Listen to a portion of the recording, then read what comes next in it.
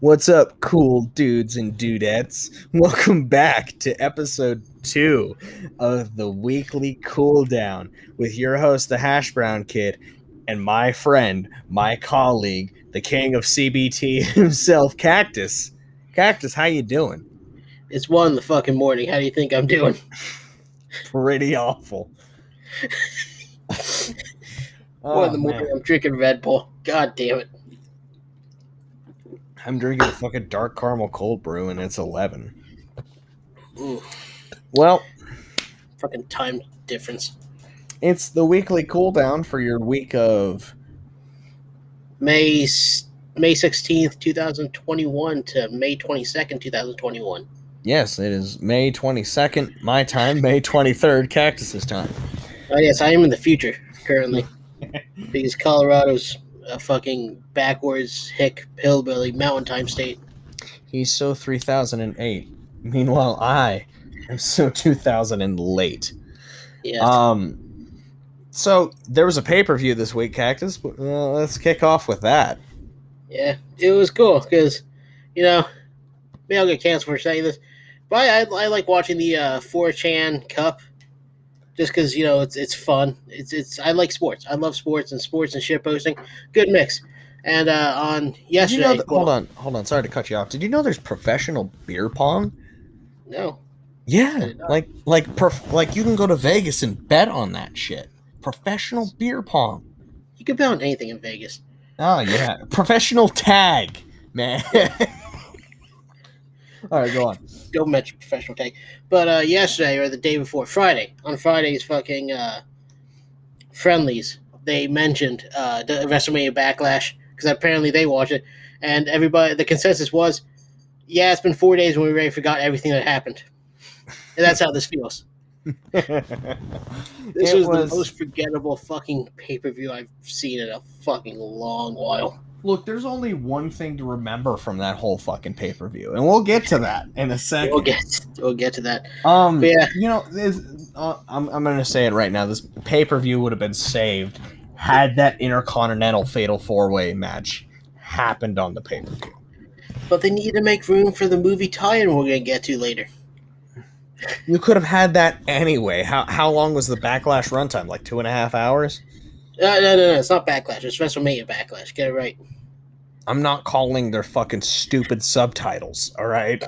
It's not fucking WrestleMania, the fucking big old pirate shit one, or fucking Extreme Rules horror show. WWE presents Foot Fetish. Like I'm. Go ahead. Yeah. Okay, so let's get into the pre-show first because the only thing that could be less. There's a pre-show match. The only thing that could be less eventful than WrestleMania Backlash was the WrestleMania Backlash pre-show. The only thing important yes, the only thing that important happened is Baby Dom was attacked backstage by Ziggles and Rude, and Sheamus the Dirty Dogs, and Sheamus issued a non-title open challenge, to which Ricochet, wearing just regular pants, accepted.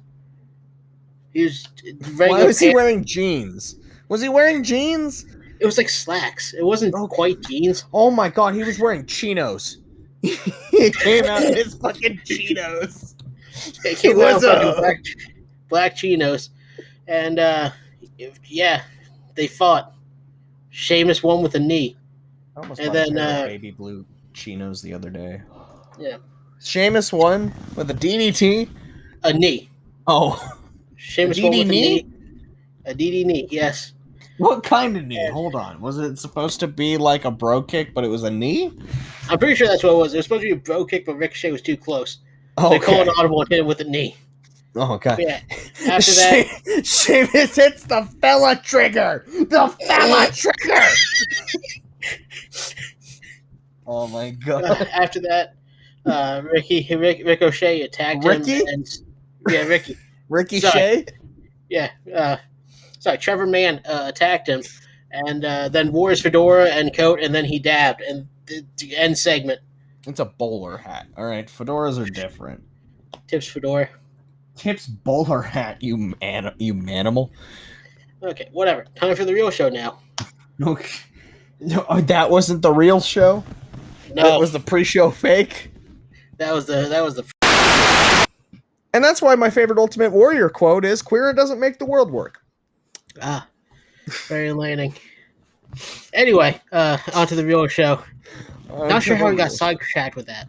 Anyway, I don't know either. so the real show, the first match on WrestleMania Backlash was the triple threat between Charlotte, Rhea Ripley, and Asuka. I figured they wouldn't have started with this. This match they were hyping the entire time. Well, you always want to lead off with a good match, and this was a good match. No, I get it. I get it, but I don't know. It feels very backwards, I guess you could say. Yeah, I get that. Yeah. I know it sounds so fucking like SJ bullshit, but like honestly, we've elevated women past this fucking point, you know? They shouldn't be opening shows, especially when theirs was like one of the most main stories on fucking Raw for a while. It was, but at the same time, you want to start off strong. I don't think it's a bad thing to start off with the women. I don't think that puts them in a bad position. You want to start off the strong. You want to start off the pay-per-view on the right foot. And to me, this was. Well, okay, you know what? You've convinced me. It was a good match. I have no notes on it, as I'll explain later. But it was a good match. Rhea Ripley won with a Riptide on Asuka. I didn't quite catch up fully on the pay-per-view, but I figured Asuka would have taken the pin in that situation. Yeah, I don't get it with Charlotte. I really don't. She's a good wrestler. She is. This was one of the better matches I've seen in her do in a while.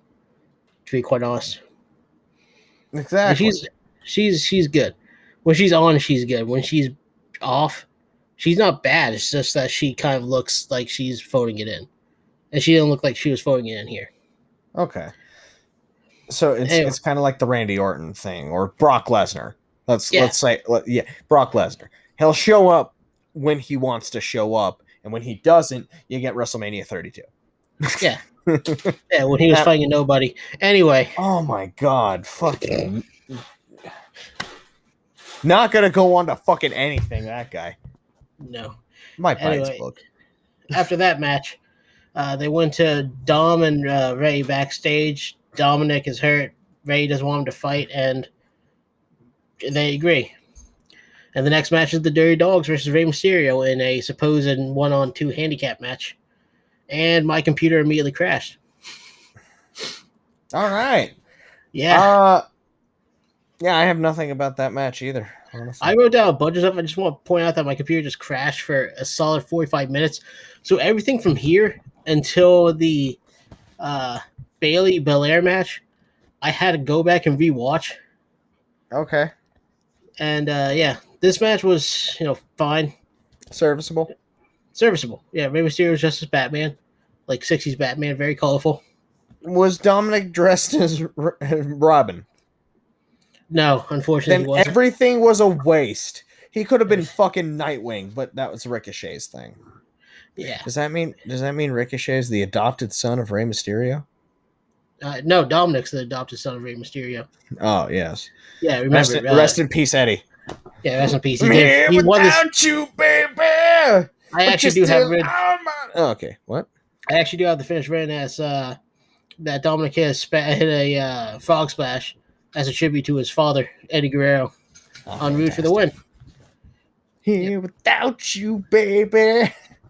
It was a serviceable match that told a good story. It was nothing to write home about. It felt like a fucking Raw or SmackDown match. But I figure that's what this pay-per-view felt like, right? Yeah. I mean, let me ask you before we continue. Did this feel like a B pay-per-view, or would you call this even a C pay-per-view? C pay-per-view might be generous. C minus pay-per-view. Ooh, okay, all right. D pay. This is one of the most forgettable fucking pay-per-views I've ever watched.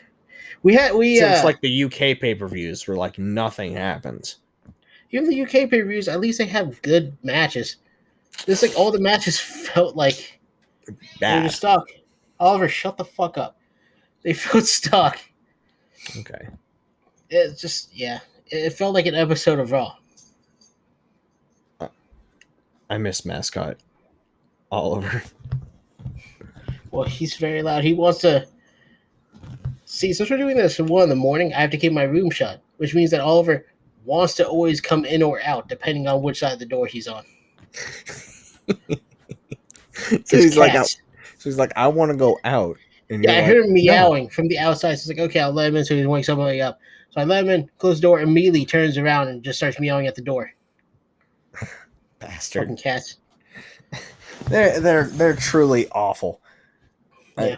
Mine was just shaking his collar right now. Yeah. Hey, Oliver, I love you. He's feeling on time. I think cats wouldn't be half as bad as if we didn't own tabbies. Yeah. Because, like, they're the most talkative breed. Yeah. Anyway, so yeah, See, hold on. We would rather talk about our cats than this pay-per-view. Oh yeah, what was going on before I fucking yelled at Oliver is we actually had not a debate, but we discussed what we're gonna do with pay-per-views and fucking the cooldown. And we mentioned that, only the main shows are gonna get their own thing. Right. And the C shows and B shows, they're gonna just be on the cooldown. And right. I almost wish we would have had this as its own thing, because I swear to God, if we did this as its own thing, it'd be 10 minutes of us just fucking groaning. Yeah. Now we have to try. Ugh. Speaking of groaning, Morrison goes to the Lumberjacks locker room. They're zombies. What? They're zombies. What? Yeah, the Lumberjacks are zombies. They're not even zombie Lumberjacks. They're just zombies. Like, give one of them like an axe and give them all flannel. Come on. That would honestly be pretty funny.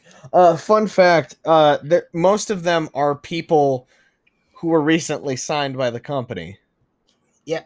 One of them being Joe Gacy, former CZW heavyweight champion. We've covered him before on the podcast.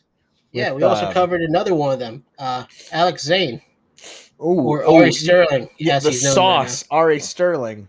Yes. Who had a great match with Asher Hale. My bad. I was almost about to call him by his fucking free name, Anthony Henry. Yeah. Too bad no one watches 205. I did. I also watched NXT UK and a match from Impact. Okay, sorry, my bad. Nobodies watches 205 live. Hold on, the Nobodies. That's that fucking that drag queen group that watches fucking wrestling, right? I don't know. I don't pay attention to that. I literally don't pay attention to any other fucking wrestling anything. All I do is watch the product and talk to you guys. Okay, all right. Well, you have me for that, I guess. Yeah. I envelop. The cat's out of the bag. I just hate wrestling. I do it out of fucking spite nowadays. You hate wrestling, huh? Speaking of spite, I mentioned before that my computer crashed. So when I came back, I mentioned on the page that the computer crashed. And the first comment was fucking, I think it was Jonathan Faust. I think that's his name. Like one of the people that fucking, yeah. Yeah. Yeah, it's one of the people that always comments on our stuff. And he mentioned zombies. It's like, what are you talking about? Oh, I remember that comment. That was hilarious. Yeah, that was another person who was like, you missed the zombies. The what? Yeah, so like I come back and like, okay, like there's a normal match going on, the fucking Bailey Bianca Belair match, and I keep getting fucking notifications about zombies. Like, the fuck are you guys talking about? Is this a joke? No, it's worse than a joke. It's a movie tie-in. Anyway, shout out to Dave Drax Batista, fucking hard body, iron body, brass body, man with the iron fist, brass body. Yeah, brass hole. So anyway, after that short confrontation between Morrison and zombies, Jimmy Uso goes to Roman Reigns' locker room. Yep. Okay. That's he's here to talk about Jay being Roman's bitch. He compliments Roman's palatial locker room. Roman shows up. Jimmy tells him good luck and leaves. Okay. Have I mentioned that this just feels like an episode of Raw or SmackDown? Okay. All right. Look, let me be upfront with this real quick. I was just talking about this earlier. I think Roman Reigns is the best thing going on television. I would be hard pressed to argue with that. I've fallen out of a deep love with wrestling. I still watch wrestling all the time, but I've fallen out of my love affair with it. If you get what I'm saying. Like there was a period where I caught like every fucking show, but I tune in to SmackDown every week to see what Roman's doing next, to see where they're progressing with this tribal chief story. Roman's a very interesting, well-booked character. It's criminal how well booked he is. Because it's like, if you could do that for this guy, why can't you have done that for like every fucking main eventer we've had? Why can't you book something this good for everybody? Yeah, why couldn't you book this for Roman 6 years ago? Or even book this for Seth Rollins when he turned on the Shield? Yeah. Like, why couldn't you do this all the time? You know? It's like, now that I know they can do it, I'm disappointed that they don't do it with everybody. Yeah. Not everybody gets this tribal chief treatment where it's like, dude is the most exciting thing on television. You really don't fully know what's going to happen next with him, you know? No. I mean, yes, his matches are still predictable. You know, Roman will win. But it's how he wins that I keep coming back for. You know? He beat fucking who did he beat Jimmy or Jey Uso by forcing Jimmy to throw the towel in because he wouldn't stop beating him. Yeah. He killed Daniel Bryan. He beat both Daniel Bryan and Edge, stacked them on top of each other and fucking pinned them. Yeah, at WrestleMania. At WrestleMania, this dude is the final boss. Yeah. Every person he's faced, he's gotten better. And he keeps getting better. He's like fucking perfect Cell right now. Yeah. So who's going to be the fucking Goku? Who's going to be the Gohan? Who's going to be whoever fucking beat him? I don't give a shit. I don't watch Dragon Ball. WWE got into this rut where all they did was book chicken shit heels that either lose or only wins by fucking cheating. Yeah. Or they book fucking these faces that have no personality. Yeah. Roman Reigns backs up what he says. So yeah, he cheats sometimes, but usually he backs up what he says. Yeah. He bends the rules, definitely. Oh, absolutely. Yeah. But it's just. But there's great. nothing chicken shit about him. No. Like, he doesn't hide behind Jay. He doesn't hide behind Paul. He's there behind him all times. Yeah, He's the focus. He doesn't say tough shit and then chickens out during the match. He says tough shit and he believes it at all times. During the match, after the match, even when he cheats. He believes that he won because he's the best. God. It's fantastic. God, it's easy. The way he took Bryan out of the company, Bryan Danielson. Oh my God. Oh my God. Just, I can't believe him. Yeah. Like, I can't believe that you haven't been able to do this with fucking anybody else. Yeah. But he's just that good. He's just that believable. We really just don't want to talk about this fucking pay-per-view and keep getting sidetracked. Yeah. All right, zombies eat the Miz. John Morrison comes over to the Miz, telling him they saw zombies. The Miz says that he's full of shit, and the zombies then come, and there's a zombie Elvis, and then go to the match. The Miz versus Damian Priest. There's a zombie Elvis. Costello or Presley? Which one do you fucking think? Merz Lincoln's. Shout out fucking Avalanche, bro. We're killing it. That's Columbus. Whereas Lincoln's is No, Columbus. I'm just shouting out. I'm shouting out my home team because I'm a fucking fan. Okay, yeah. Shout out Buffalo. Shout out mental illness. Still suck. You're never gonna stop sucking.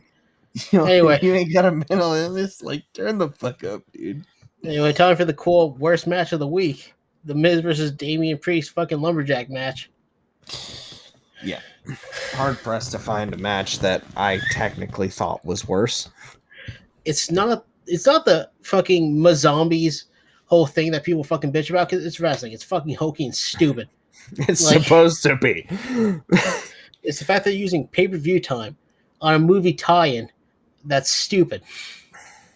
When they could have had, like you mentioned before, the Fatal 4-Way that was that they fucking said was going to happen on SmackDown that we're going to get to eventually. That they booked the fucking that they booked 2 days prior to this. They could have easily just said, at WrestleMania Backlash, we'll have that Fatal 4-Way. But no, they'd have this fucking lumberjack match with zombies.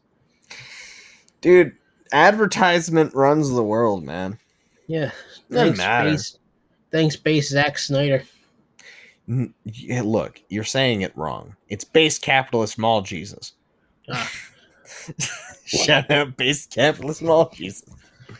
Anyway, Priest wins with a hit the lights, and then the fucking zombies come and feast on Miz's corpse.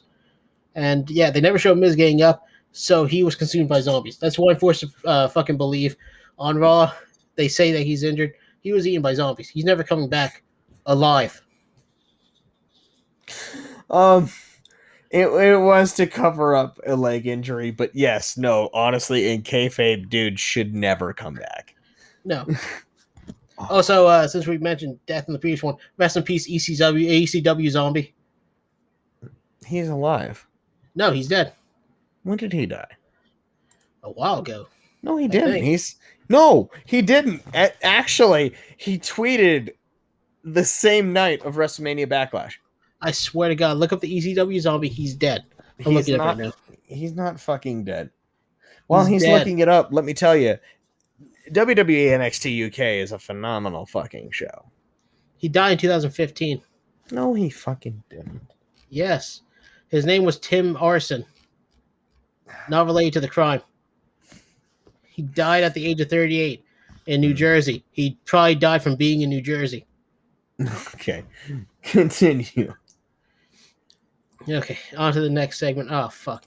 On to the next segment. Jey Uso confronts Jimmy. He says Roman doesn't need those distractions. Jimmy just literally says, think Oos, like the fucking Invincible meme. That's all that was running through my head the entire time. Think, Mark! What do you have in 500 years? Think, Oos. If we win the tag championships and Roman loses the tag championships, we'll be the head of the table. Think, Oos. That reminds me of the fucking Invincible meme I saw with Roman Reigns talking to Jey Uso. Think, Oos! Why did you make me do this?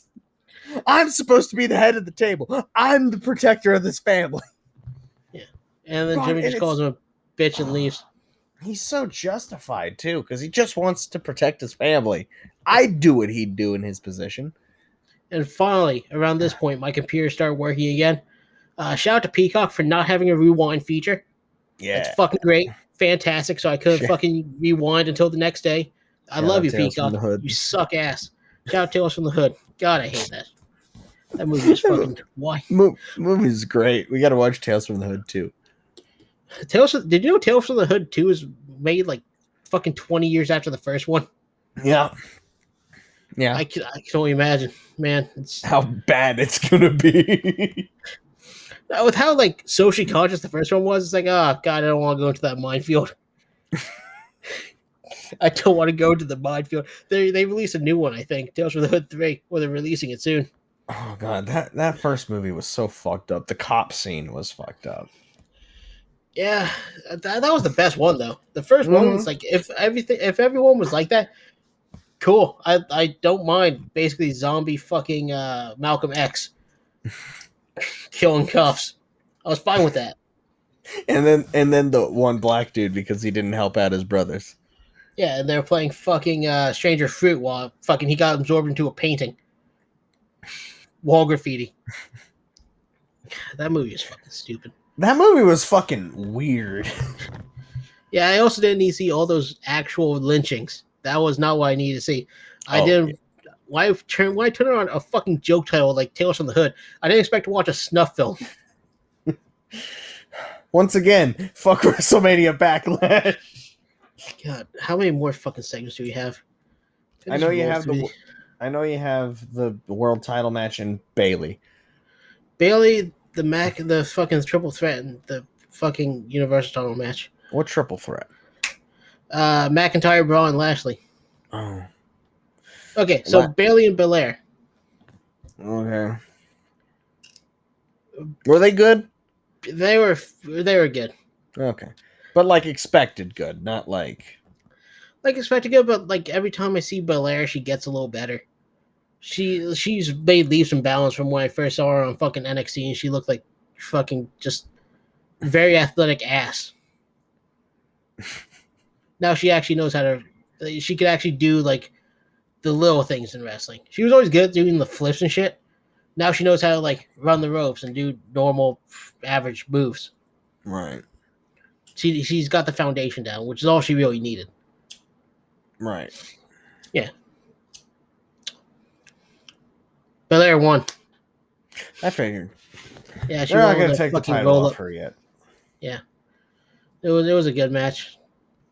Fucking Kevin Patrick talked to MVP. Talks for God. He says that Bob's gonna win. That's all you need to know. Bobo won. Bobo did win. McIntyre, Braun, Lashley. Big man slapping meat. That's all I wanted.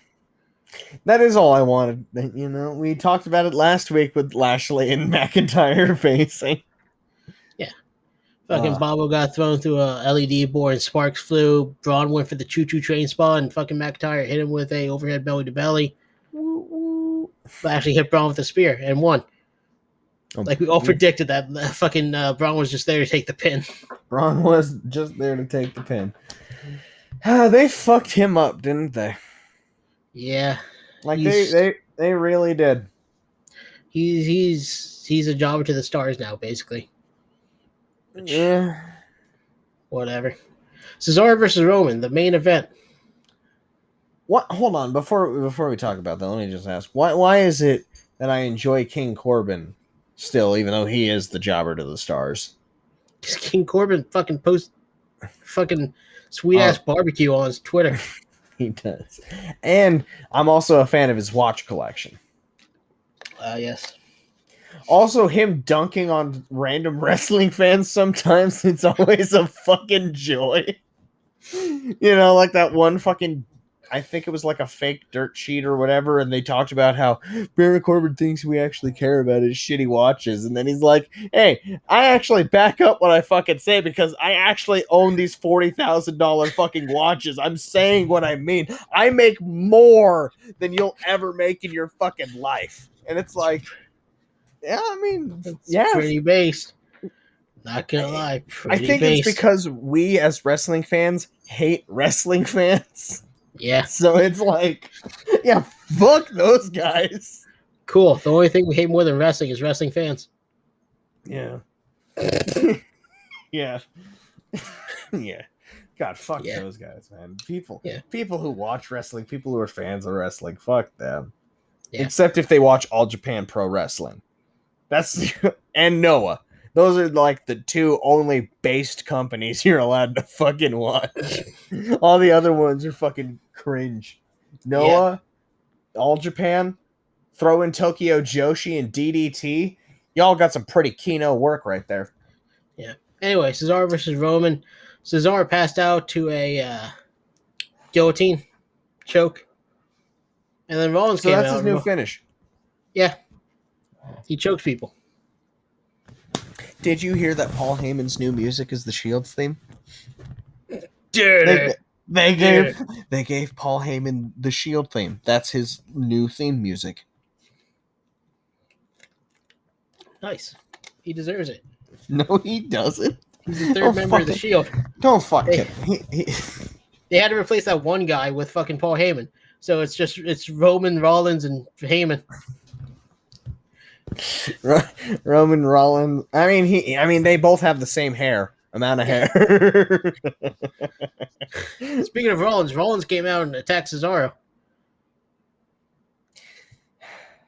They fucked They him never up, didn't they never specifically mentioned whether Rollins acknowledged the tribal chief or not. He just attacked Cesaro, which I mean, he did. He did. does You he could tell acknowledge by the the tribal look chief? he had. But I think Rollins more or less is like one of those heel. Look, Roman's a heel to everybody. All right, he would make a heel versus heel match interesting because you would cheer for the weaker heel. Yeah. He did actually at Mania with fucking Bryan Yeah. and Edge, who was also a heel. Yeah. Are you sure about that? He acted very heelish and did heel things and got booed. Bryan was a face, No, definitely. yeah, Bryan was the face in that match, but basically the squaring off of Edge and Ed, Roman, Edge they're was more both of a heels. tweener. Edge was a tweener. I guess you could call it that. I guess, yeah. But honestly, I wouldn't mind seeing Rollins versus Reigns with No. Reigns fucking dominating him. Yeah, no, I wouldn't mind that. So yeah, WrestleMania Backlash sucked ass. Dude, Becky Lynch comes back and she refuses to acknowledge the tribal chief. So Roman's like, you're gonna let her talk for you, Oos, and Seth's like, no, Roman, I'm not gonna do it, man. I'm from Iowa, man. And Roman's gonna fucking guillotine fucking Becky Lynch and put her back on the shelf. Yeah, they show Rebecca Quinn's baby, Becky Lynch's baby, and it has a fucking goatee and the fucking tribal Full tattoos. tribal sleeve. Look at that baby Oos. Told me that's Seth Rollins' baby Oos. Think Oos. Who does that kid look like, Oos? God, why is it our headcanon that fucking Roman cucks Seth Rollins? Oh shit! Yes, All he's the right, tribal chief. now get the guns and the drugs. For my generation, we'll take the fall as we move on to Monday Night Raw. Bobby Lashley comes out with 5 women to have what I assume is a live sex celebration. Not nearly enough women for Bobo. Let me say this, man. Honestly, kudos on them. I don't know why it felt so significant that every woman that he brought out was African American. It's not significant, but significant. It's not like this big deal to be made of. You're right, but it still kind of felt like, oh, that's good on them for doing that. To me, it didn't feel out of place. To me, it was just cool. He has a harem of women. No, well, I mean, Impact with. did the same thing, but they were all white women. Yeah. Anyway, so MVP brings Bobby Lashley into the ring with his harem of attractive women. They show highlights.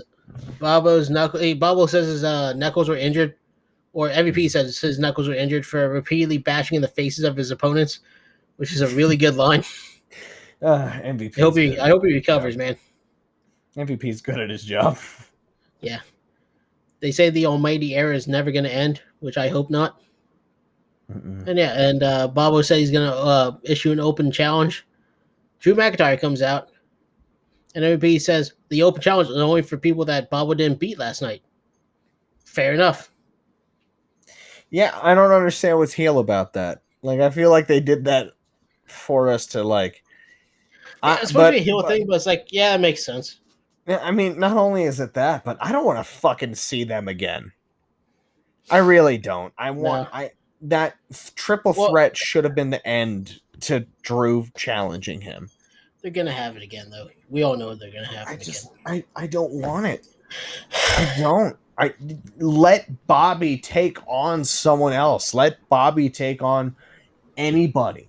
Let fucking Morrison. Fuck it.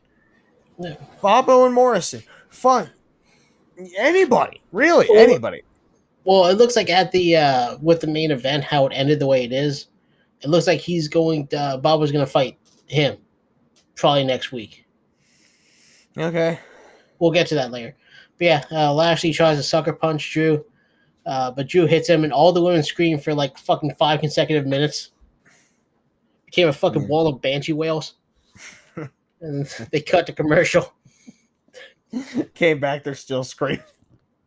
Yeah, this is there for the rest of the show. There's 2 hours and like 50 minutes of that. Thank God. I wanted to watch wrestling, but I got 2 hours and 50 minutes of screaming. Yeah. Better product, actually. They should do this every week. So thank God it kept me awake for all 3 hours for once. All right, go on. The first match, AJ Styles versus Elias. Yeah. Yeah. Elias flashed for the camera. He had a drift away, which AJ kicked out of. He sets up for the phenomenal forearm, but Viker pulls him down and throws him into the barricade for the disqualification. Yeah. Is it me or did Gunner used to be better in TNA?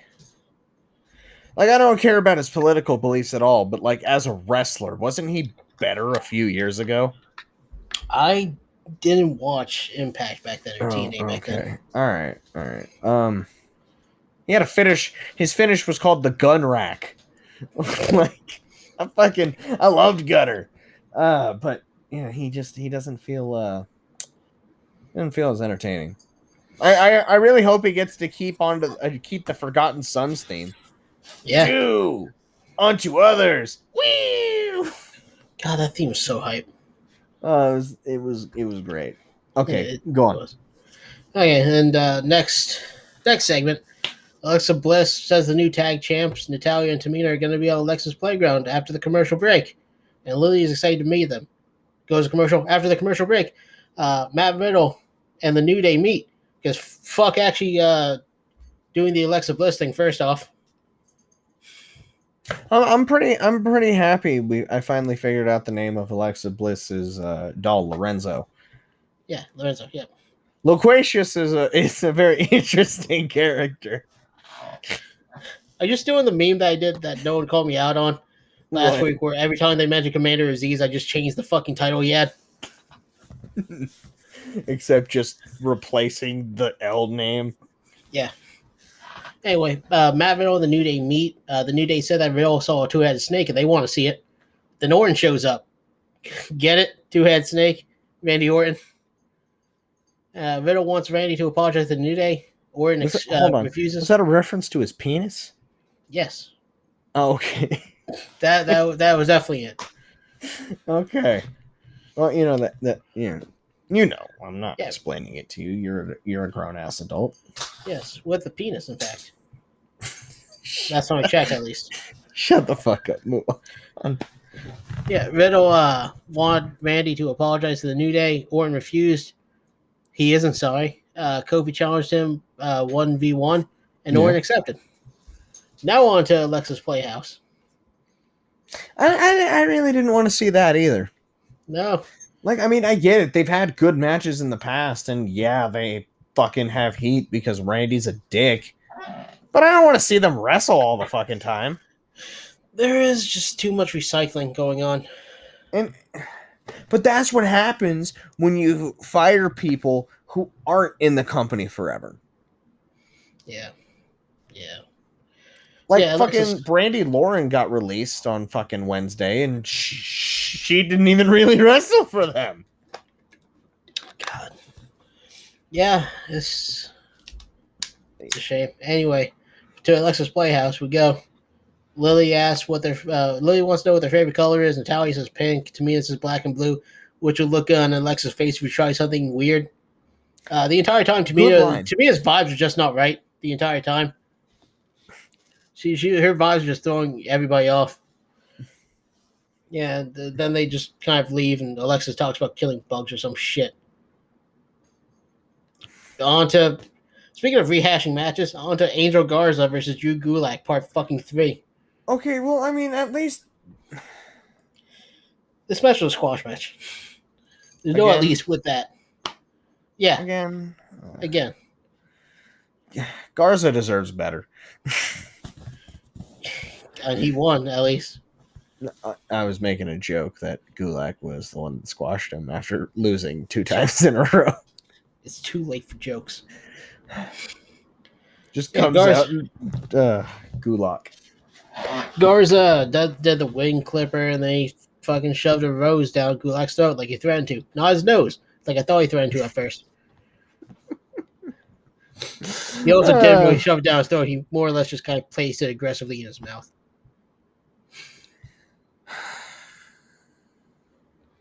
At least they're doing something with Garza and Gulak on a major program. Like I mentioned this to you before. The way people are with AEW, where like anytime anybody like threatens release, they're like, "Oh, go to AEW." I'm the same way with the ROH Pure division. Yeah. No, anytime I mean Gulak. Oh my God, Gulak and Gresham. Give me a fucking 30-minute match of just them fucking grappling. Oh yeah. Match of the fucking year, hands down. Yeah, if Gulak gets cut eventually because they're not really doing anything with him, I really hope he goes to ROH. No, they're not gonna cut him. No. For a couple of years, and you know why? They're probably gonna try and transfer him into a coach eventually. Actually, yeah, because dude's entertaining at the end of the day. They could ask him to just go do some fucking entertaining shit, and he'll pull like a PowerPoint presentation. He'll fucking do like white man, like extremely white guy rapping with fucking Enzo and shit. SOFT soft. That was still the best fucking thing ever. I really miss the early days of 205 Live because the fucking Enzo. What was it, the Enzo train? The Zo train? The Zo train. The Zo train was the best faction in wrestling for like a solid month.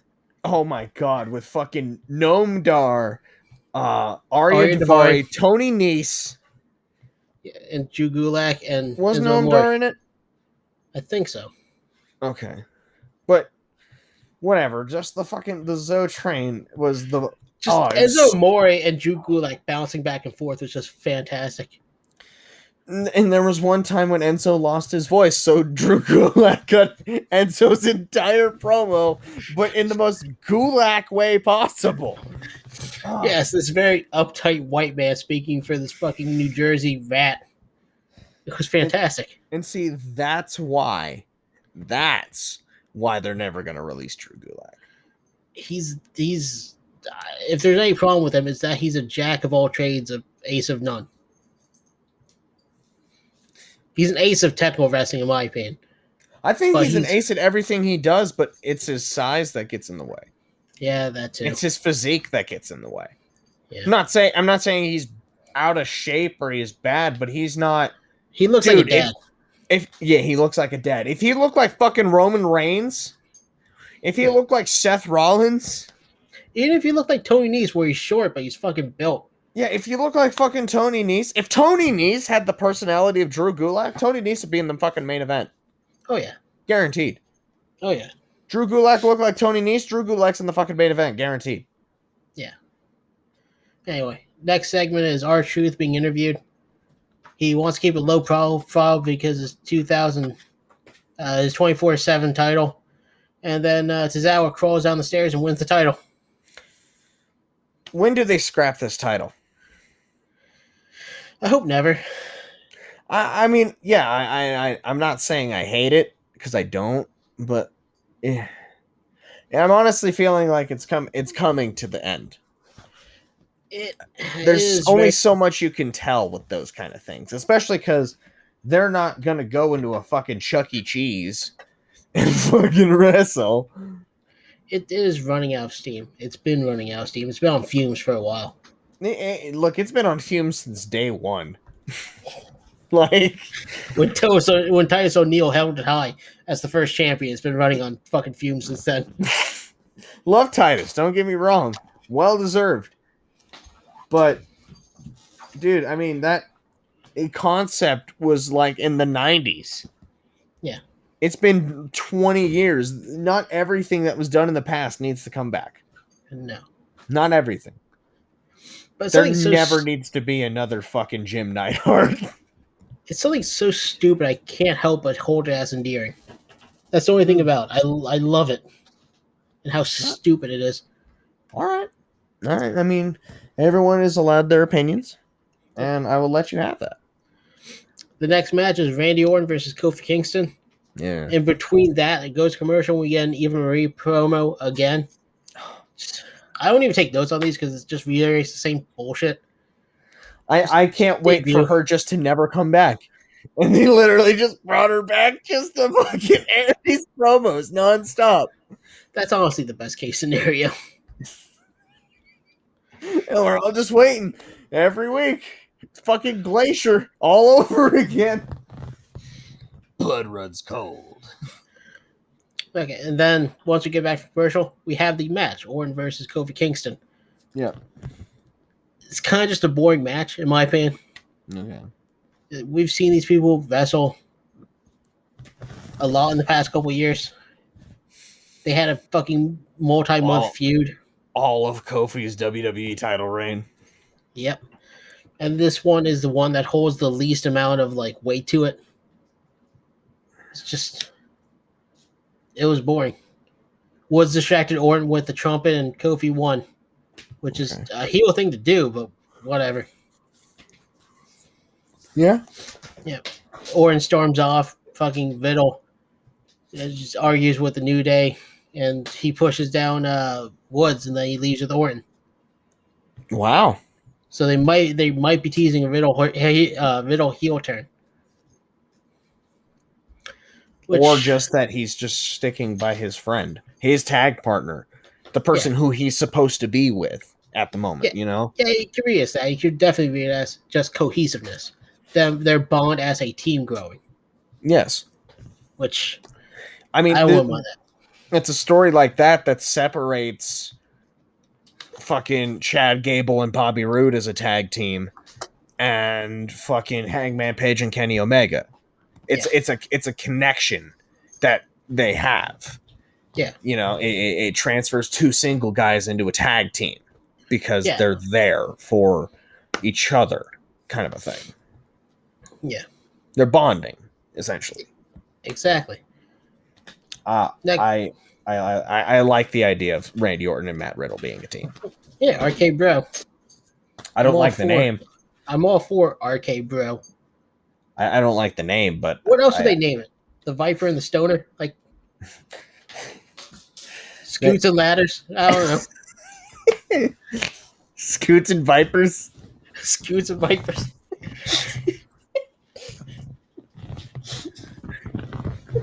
Yes. I'm all for Scoots and Vipers. Anyone fucking I can't wait for fucking being the Elite to air with fucking Scoots and Ladders, the fucking tag team. We know you listen to us, you bastards. Yeah, cool controls the entire wrestling industry. Anyway. We'll talk about that again later. We will talk about that once we get to AEW. Anyway, Sonya and Pierce are talking to the teams of Carmella, Naomi, and Dana Brooke and Mandy Rose. Right. Naomi, Carmella, Dana Brooke, and Mandy Rose complain about how Jax and Baszler are getting a title rematch. But they just lost the title. Yeah. They're like, they should be in the back of the line. Get some fresh blood in there, which I understand.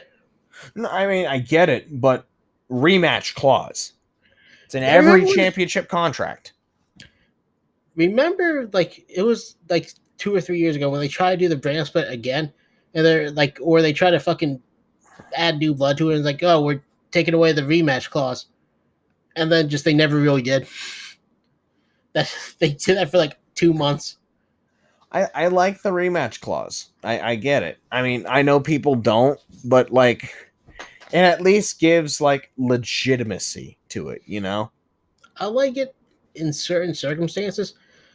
A lot of times, the problem with it is that turns feuds that would be better off as just one match, one-offs, into fucking 2 out of 3 or even 3 out of 5 affairs. Yeah.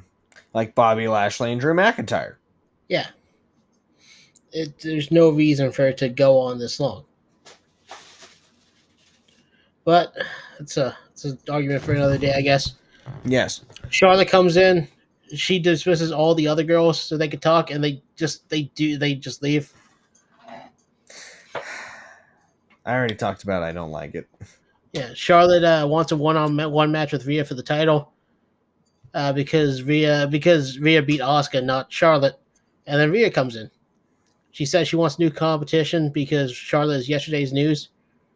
Charlotte says she was going to be the next title holder and leaves, and Rhea says that she's going to watch tonight to see the queen fall from her throne, which is a good line.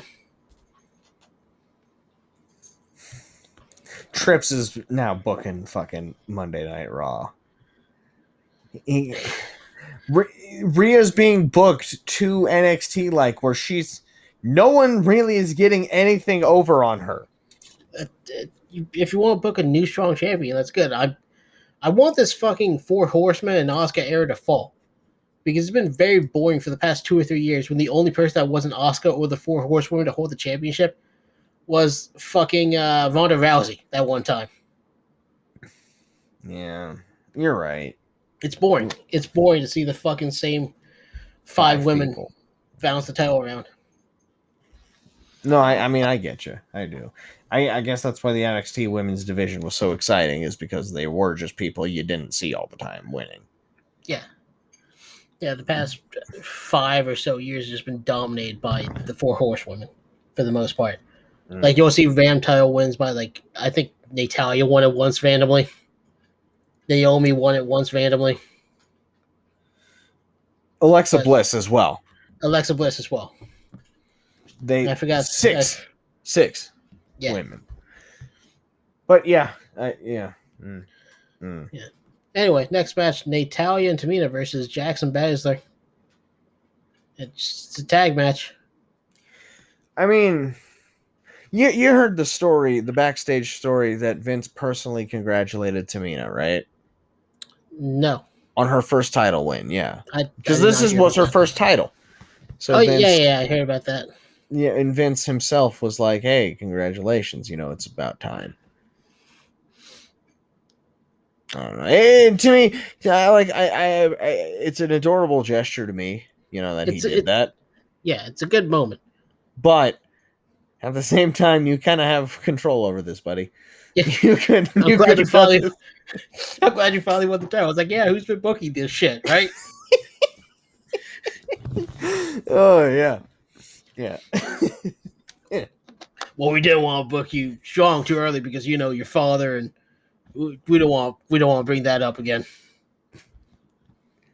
Nobody likes Fiji anymore, pal. They're all about Samoa.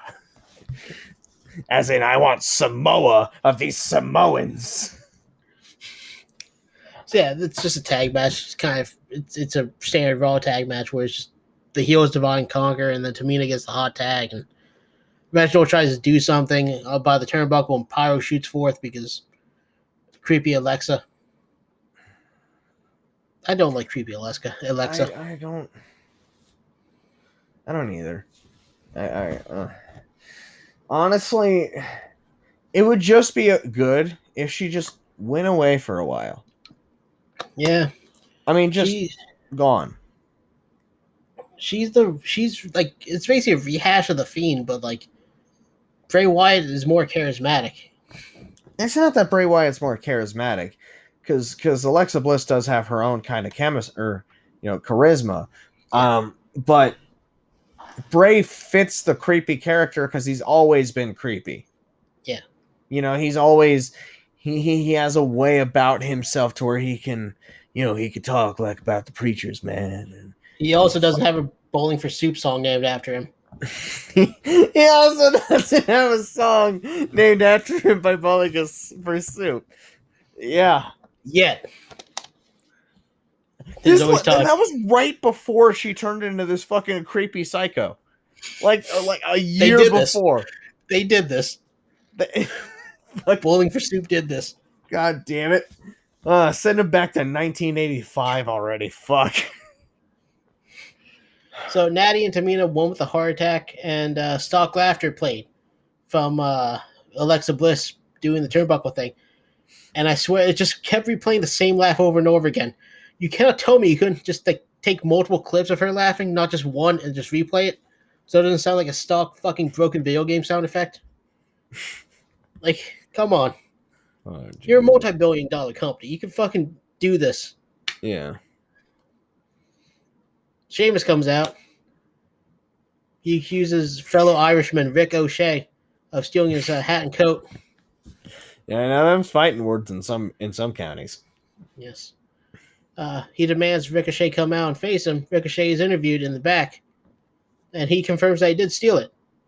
He says, and I quote, "It makes him feel like Ernest the Cat," which Sure. Shout out Ernest the Cat Miller, I guess. Yeah, shout out. Funk Kind of is obscure. on a roll. Well, not obscure, but like a name I haven't heard like since I fucking stopped watching reviews of like 90s shows. He was only like there for one period of time, and that was 2000s WCW. He goes to best WCW. He goes out to face Sheamus, who doesn't seem very happy. He's still wearing his normal pants. Ricochet. Yeah. I guess that's just his thing now. He's wearing fucking. I forgot what you called him. Chinos? Chinos, yes. Yes. Yeah, he hits an awkward Spanish fly where he lands like on fucking Sheamus's leg and it looked like it seriously hurt him. Like, well, not seriously because he still wrestled, but it looked like it actually hurt him. Yeah. Yep. Did he hit the fella trigger? He did. He hit the bicycle knee. They called it this time. It only got 2.9 count. Oh my god, the fella trigger didn't do it? No. Oh, see, we came up with the name for it. Fucking, they wish they had come up with fella trigger. Yeah. I can't wait. It's like some fucking random executive or something is like listening in on fucking just any podcast, and they're like, any idea that they like, they'll just steal, and it's like, who's gonna fucking believe that they stole it? You know? I just like to believe that's Tony Khan. He's just like, wait a second, why don't we put blood packets in the dude's mouth? We'll get to that. Sheamus won with a bro kick. And then he puts Bobby Lashley on notice. Why? Because as I wrote down, it's not an exact quote, but me other shoulder feels lonely, hoity hoity hoity. Is why I've written down. Hoity hoity hoity. For 40 days and 40 nights, my shoulders felt very lonely. Could use your belt there, lad. Give me your belt. That's what belts are for, your shoulders. Keep them warm. Search your heart. Search your nipples, Connor, for you know it to be true. Mason T-Bar, our interview next. God, I fucking love those guys, man. Did you watch that promo? Well, of course you did. Yeah. Fantastic. No, you didn't? I love their work, and I just immediately assume that they're great. I really do. Fucking not what I originally expected from Dijakovic, or even remotely possible for Dio. Yeah. Dio. I'm very happy that they're on a main show and they're being kind of pushed at the minute. It makes me feel good that our guys are doing it. I'm glad they're using Dijakovic's best in-ring strength, which is his voice is menacing as fuck. Yeah. I love it. Yeah. If this dude, if he gets fucking injured or something, you fucking knock on wood, and he can't wrestle anymore, fucking go into voice acting, dude. It's a phenomenal voice. Oh fuck yeah.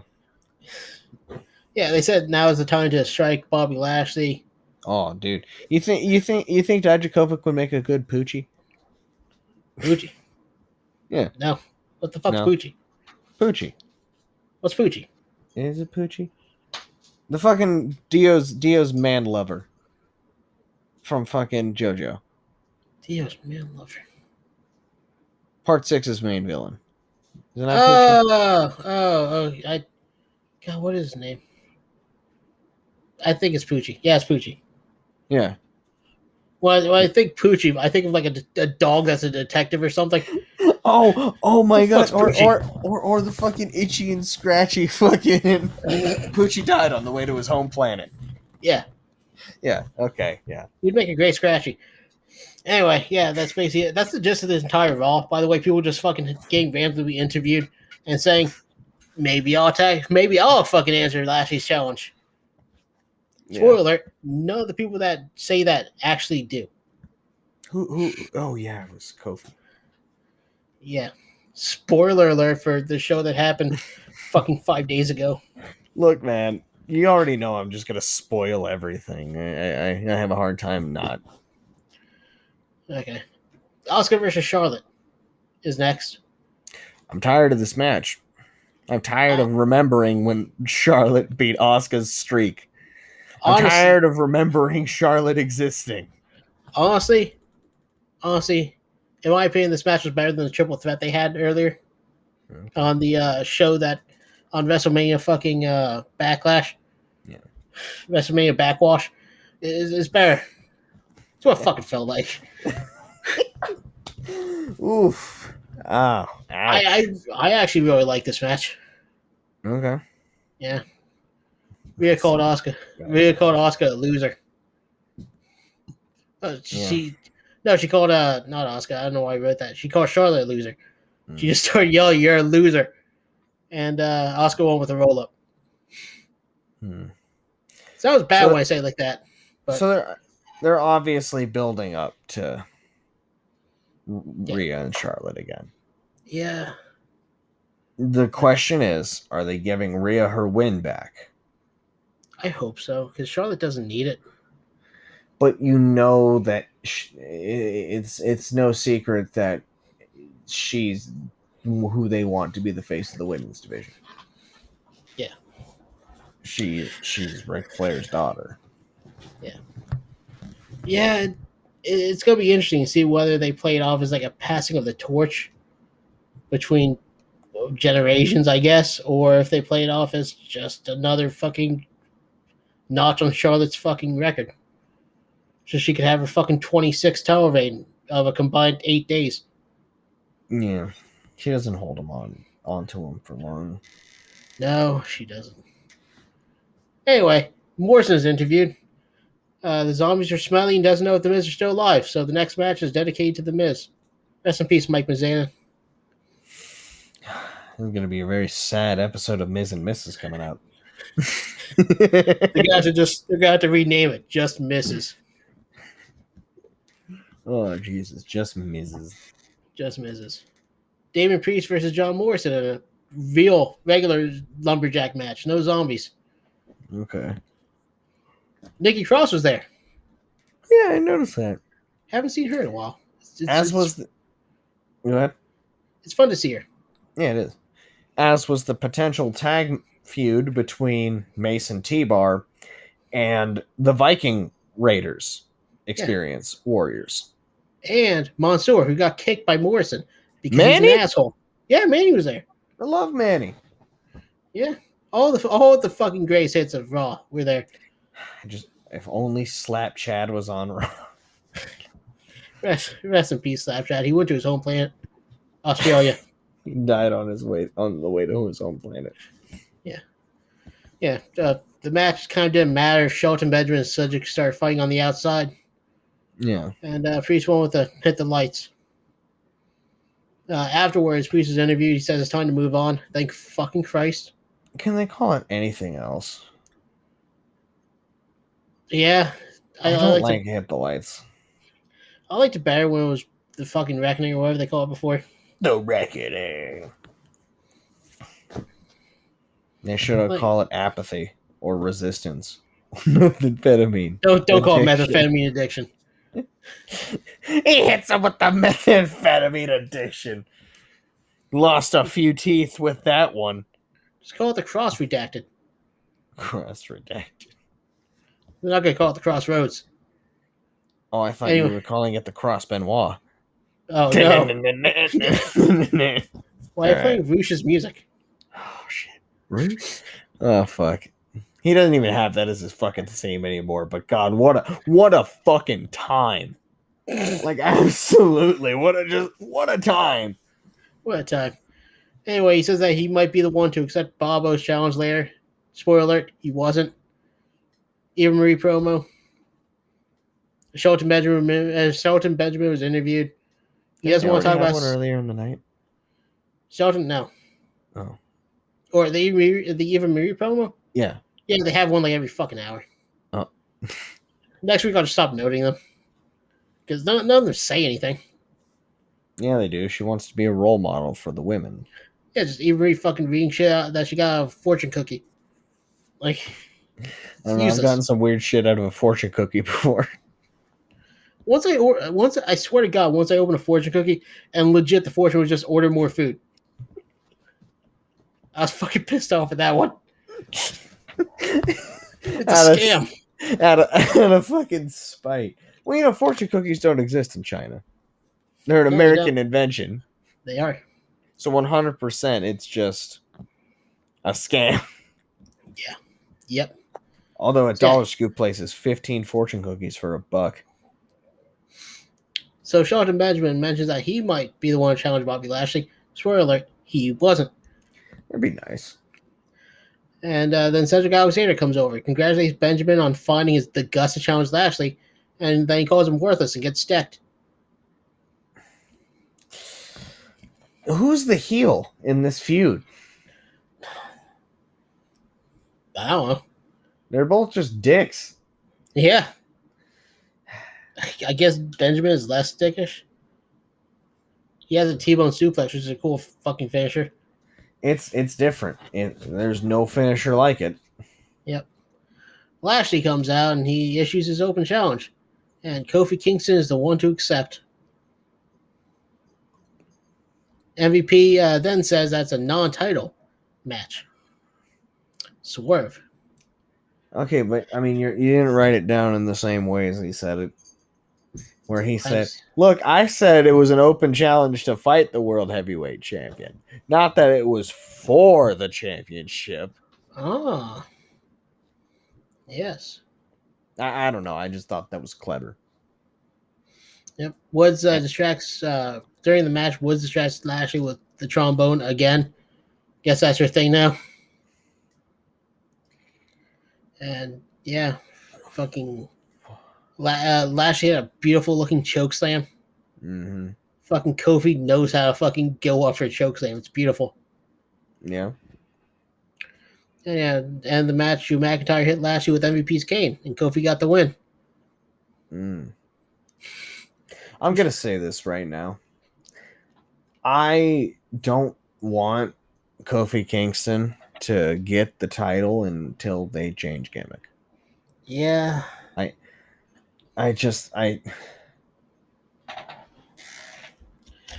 You can't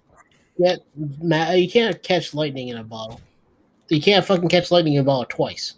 Kofi Mania was very cool. Yeah. But you can't just go back to it 2 minutes, 2 hours, 2 years. Jesus, after. You can't try and do it again. No. So that's one of those things. It was just the right place, right time. We were at a fever pitch. We needed it, and we got it. Yeah, and then after he lost title, he regressed back to the mid card, and you can't. He just doesn't feel like a fucking main eventer again. No. He didn't feel like a main eventer before Kofi Mania. No. He didn't really even feel like it during Kofi Mania. Yeah, Kofi Mania is kind of regrettable in hindsight. Because it's not that it's regrettable. It's just because I mean, if anyone deserved it, it was Kofi. For all the years he spent with the company, I mean, honestly, giving him that's like the ultimate. Hey, thanks, buddy. Yeah, for everything you've done. He deserved it. He just didn't elevate the title much, and the only thing I can remember is him having like decent matches with Randy Orton during it, but not great. Yeah. Anyway, on to NXT. Okay. Zoe Stark versus Toni Storm starts the night off, and I just don't get what's so special about about fucking Zoe Stark. She's athletic. Her finisher kicks ass. What's her finisher? It's some fucking variation of the GTS. Like it's just it ends in the same way as a GTS, but it like sets up differently. I think it's like a fucking pump handle into a GTS. Oh yeah, I think I know what you're talking about now. Yeah, like, she's athletic, but she's kind of sloppy and like green. She's very green. But yeah, it was a decent match. Toni Storm's a good wrestler, and she went with a fucking weird, beautiful DDT thing. Okay, so learned a little something about that move. I think it's by Dean Allmark. I saw that tweet too, where it was a variation of the Ruby Cutter, but with a DDT. Yes. Very, it was a very good looking move. Like, if that's her finish from now on, all for it. Yeah. It doesn't look too flashy like the fucking Will Ospreay's neck breaker. Yeah. Shout out Will Ospreay, by the way. Hope you get better soon, fucker. Yeah. Get well soon, you fucking asshole.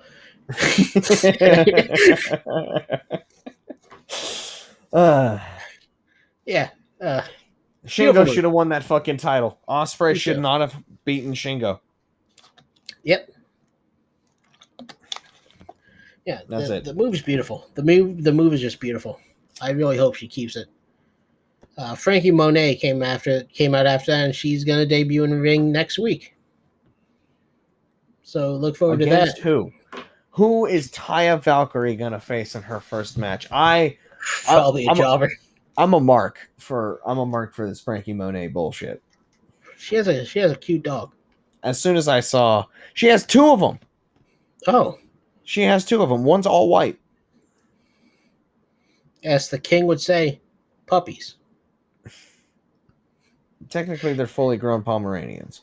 Shut the fuck up. Anyway, Legado del Fantasma is interviewed in the next segment. They're asked about Santos, and Santos is relaxing somewhere. Don't worry about him. They want a title match. Ciampa and Thatcher come by. They mentioned that neither they nor MSK have beaten them. Thatcher says something about fucking the cat wears no shoes. El gato no tiene los zapatos. The cat has no shoes. That's the best segment of the week. Yeah, best segment of the week goes to just Timo just fucking breaking out Spanish, and then just when they didn't understand it, he's like, yeah. What does that mean? That doesn't mean anything. Yeah, it means something. Ciampa tries to fucking cover for him. I fucking love it. Yeah, at first they were just two singles guys teaming up, but now they got chemistry. They got loads of chemistry. I'm really surprised. I am too. Did Timo always have this much character? I don't know. Like, he's just fantastic. Oh God, I remember him just being mean all the time. I don't remember him having this comedic side. He's just great. I love him. Love Timo. Oh yeah. So they go. They show the parking lot. Well, they show earlier today, to when Cameron Grimes showed up, and he hands his keys to one Jake Atlas, saying for him to park up front. Jake says that Ted DiBiase already has a spot up front, and what I think was supposed to be a burn, but just sounded stupid. And they're gonna fight tonight. That's just Ted DiBiase already has a spot up front. Yeah, and so do I. Take my fucking car. Was there only one parking spot up front? You fucking dumbass. Is there only one parking spot? Find a spot.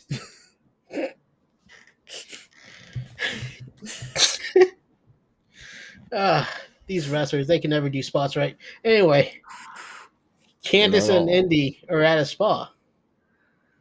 They talk shit about Dexter Lumis, and it shows Dexter Lumis is the one pampering Indy Hartwell, and he just leaves really sad.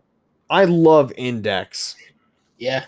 I fucking love Index, dude. Yeah. That's it. It is one of the better things.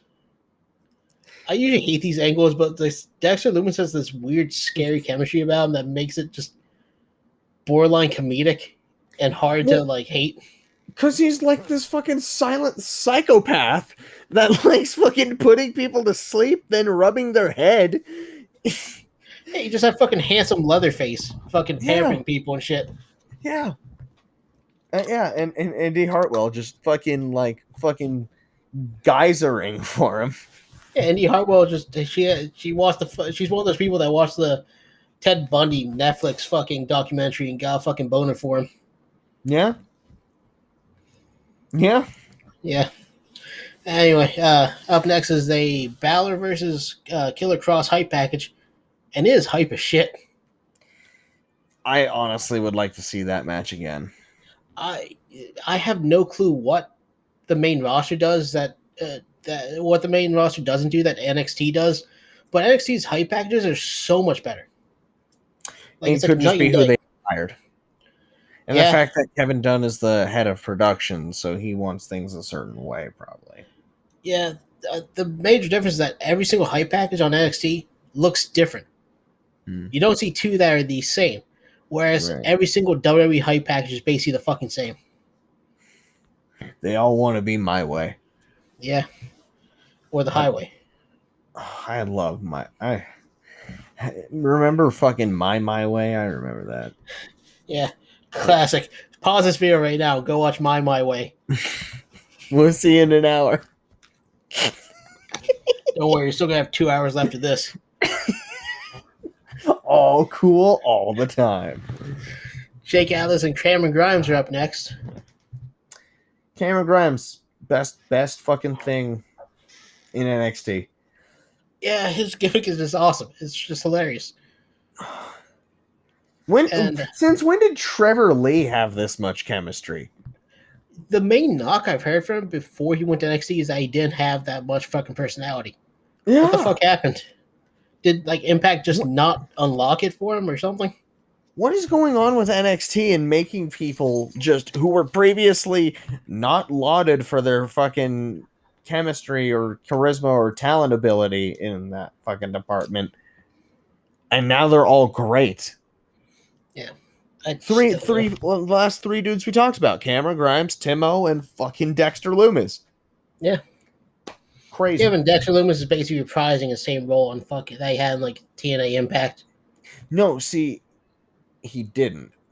I recently watched a video about his time in TNA. It's creepier. Like he's now just a silent psychopath. When before he was a regular psychopath. Yeah. Anyway, Grimes shows a package of Ted DiBiase getting shit stomped and humiliated before the match, featuring our favorite former NWO and Inner Circle member, Virgil. Virgil was on the hype package. Yeah, Oh my yeah. fucking Virgil was God. in the hype package. We all love Virgil. Look, he needed that fuck money. What did he do at fucking Spring Break again? He did What something. didn't he do at Spring Break? He was Starman. He was Starman, but I'm talking about this one. He came out with somebody. He turned on him. I forgot what match that was. Oh, fuck. I remember. I don't remember the match, but I remember that happening. I remember. I don't remember. All Anyway, right, talk about the match. I'm gonna look it up. Ted DiBiase pulls up and distracts Cameron Grimes, and Atlas gets a roll-up win. It was a short but sweet match. Jake Atlas is great. I don't know why, but I really wish they would have just kept the name the LGBT DDT.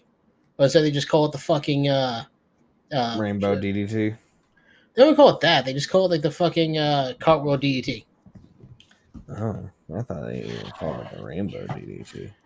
Maybe they just announced it wrong. Fucking Wade Barrett. But like they just call it the cartwheel DDT. At the end of the match, there was a funny spot where Grimes was supposed to try to get into Ted DiBiase's limo, and the door was supposed to be locked, so he couldn't get in. The door wasn't locked, so the door just opened, and he like Cameron Grimes really put his hand on this door, so he had to like jimmy it open. I had to rewatch that like 3 times. Like, wait, what the fuck happened there? I love Cameron Grimes. Yeah, so like he was supposed to just kind of jostle the handle, and it was supposed to not open, but open. So he put his hand on the window, so it didn't open. And they stomped on the window, knocked on the window, and while it was knocked on the window, I think they finally locked it. It was great. Well, I noticed it. It was like fuck, this is fucking stupid as fuck. I love it. Oh Jesus! And that damn Ted DiBiase. It was Gregory Iron. Oh yeah, he turned on fucking 404, 440. He turned on 44-0 to fucking join Effie. Yes. God, I fucking love Virgil. Bronson Reed promo. Yeah. This NXT was exactly 14 years since he had his first wrestling match. Yeah. And he says this is destiny to win the North American title. It goes, it goes, it goes, it goes, It it goes, goes, it goes, it goes, it goes. Yeah. God, I wish they kept that music. Yeah. Yeah. Pete Dunne was interviewed next. God, Peter English. Yes, Peter English. The most English name ever. It's so English. The name's there. Yeah. He's asked who in particular he wants to fight next. He basically just names all the champs. Yeah. He says he doesn't think he gets the respect he deserves. He doesn't care. His resume speaks for itself. He's asked to describe his style. It's British mixed with fucking whatever he fucking came across in wrestling. He asked about the fan connection, the fans' reactions, bring a different element, blah, blah, blah. It was a very weird interview, and that didn't feel like a wrestling thing. It felt like an actual like sit-down interview. Huh. Yeah, he's asked about his goals, and he said he wants the NXT title. He didn't really see anything that I couldn't just imply, but whatever. It felt like a weird 60 minutes interview that lasted 60 seconds. I'm not enjoying the direction they're going with Pete. I don't know what direction they're going with Pete. He doesn't seem to have one. He's not good at having the direction. Yeah, he's one of those people where it's like he might benefit from staying in the UK longer instead of coming to just NXT. No, I don't fully believe that. I think they just need to have something for him. I mean, he went away and he came back as a heel because of Pat McAfee. Yeah. And then what? Well, the then what is going to happen in a different promo later on. Okay. Alexander Wolf versus Killian Dane was next. Oh man. They mentioned on commentary that both men were insanity, and I completely forgot about that. Really? Yeah, I forgot that Killian Dane was insanity. You forgot that Damo was? Yeah. Killian Damo. Marcy B gives Wolfie a chair to use, and he hesitates, and then loses to a crossbody. And Imperium turned on Wolf. Oh. And then the next day, Axel Tischer is now free. Yep, he is no longer with NXT. I really thought about asking how much his fucking jacket was. I really wanted that Sanity jacket. Yeah. Sanity was such a cool fucking stable. It was lightning in a bottle. Yeah. It really was fucking just lightning in a bottle. It was just right place, right fucking time. Yeah. Up next is they called him up. Yep. They called him up and they just ruined him. Well, Nikki. I miss their fucking stupid My Name is Mud fucking entrance theme. Yes. The Sanity's walking out. And fucking you hear the fucking helicopter noise and then Mayamo Mud. They just come out to fucking Mayamo Mud. Yeah, fucking God, My Name is Mud is legit one of my favorite songs. It's one of those rare songs that's just like really, really, really fucking good. Yeah. It works on every level. Going from that, interview with Raquel Gonzalez and Dakota Kai, who want the NXT Women's Tag Titles next. Then Evereye shows up and they're just generally annoying. Yeah, I mean, that makes sense. Yeah. They show their show and then Raquel slaps one of them. I think their gimmick is they're supposed to be annoying, but they legit annoyed me. Yeah. Anyway, next up is an actual match. Legado del Fantasma versus Ciampa and Thatcher. I liked that match. I did. It was a very good match between four very good wrestlers. Yeah. And Ciampa and Thatcher have legit chemistry in the ring and out of the ring. It's weird. They got to be friends. Yeah. They're made for each other. Love wins, man. Love wins. Yep. The Grizzled Young Vets come out, attack Thatcher, and Legado del Fantasma wins with a Russian leg sweep enziguri combo. I don't know if there's a name for that, but that's what it was. It's called La Chinga tu Madre. Yes. Now fuck your mother. Fuck. Yes, we go from that to a Bobby Fish interview. Robert Fish. Robert Fish. And he says that last week had nothing to do with O'Reilly. It had everything to do with Dunn and Lorcan, the two people that injured him. Yeah. And he says there's a debt to be paid and he wants to start with Pete Dunne. And he calls out Pete Dunne for next week. I like how he put Oni Lorcan on a higher pedestal than Pete. He's like, I don't think I can take on Biff Busick. I need to train more before I can take on Oni Lorcan. You hear a shit fucking version of Bro Him. I can't fucking fight that. To all my friends, past, present, and beyond. More Indy Hartwell and Candace at the spa. Candace's card bounced. They said there's an unpaid expense for a florist for 3 weeks ago. How much did she fucking pay on flowers that her card bounced? Not only that, how does the massage therapists know this? How do they get a transaction history? I don't think that's legal. How did they get a hold of their transaction? Oh, my card bounced. Obviously, because you're stealing my credit card information. Thank you. I'm calling the cops. I am calling the fucking police. Also, like this is the shadiest spot ever. Because not only that, but how they not see a fucking 6'5" fucking blonde Ted Bundy just randomly working there, man, like without being employed there.